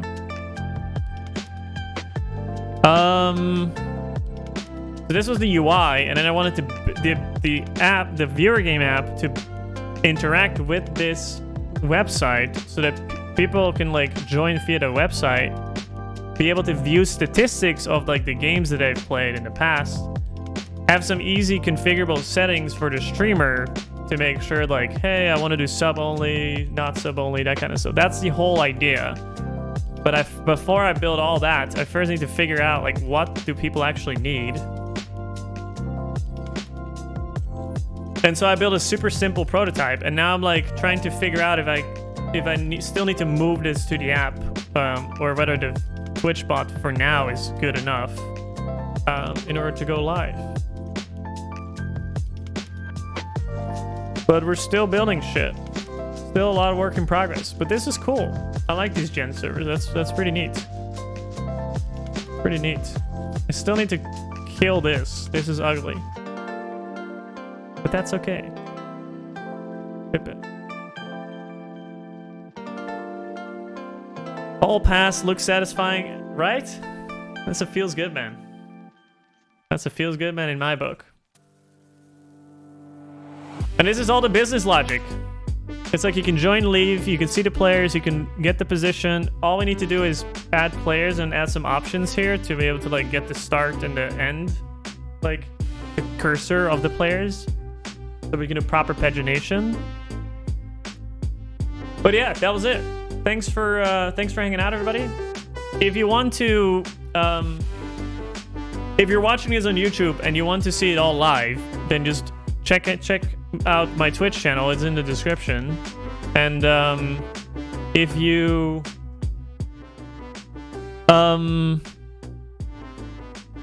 want to just join in on the programming streams, we do those like every Wednesday. So every Wednesday is what I call Tech Wednesday. So I'll be doing like more like tech stuff there. So it could be like programming on one day, it could be like electrical engineering on another day, it could be like soldering, it could be, I don't know, maybe at some point I'll just do a car mechanic stream where I just try to fix my car, like I don't know. I'll do those streams on Wednesdays, and then on Mondays I'll just do the regular gaming stream, and then who knows, maybe a bonus stream in the weekends. But at least I try to keep consistent with these days. If you're watching this on Twitch and you want to check out the YouTube VODs, you can find them on the Coding YouTube channel. So if you're into programming streams, check me out on the Wednesdays, and if you're into both, just come and join me on the regular Mondays. We also have a Discord server if you just want to hang out. All good to go. The more tech people, the better, because I don't think there's that many yet. So maybe you can be one of the first. Anyways, see you guys in the next one.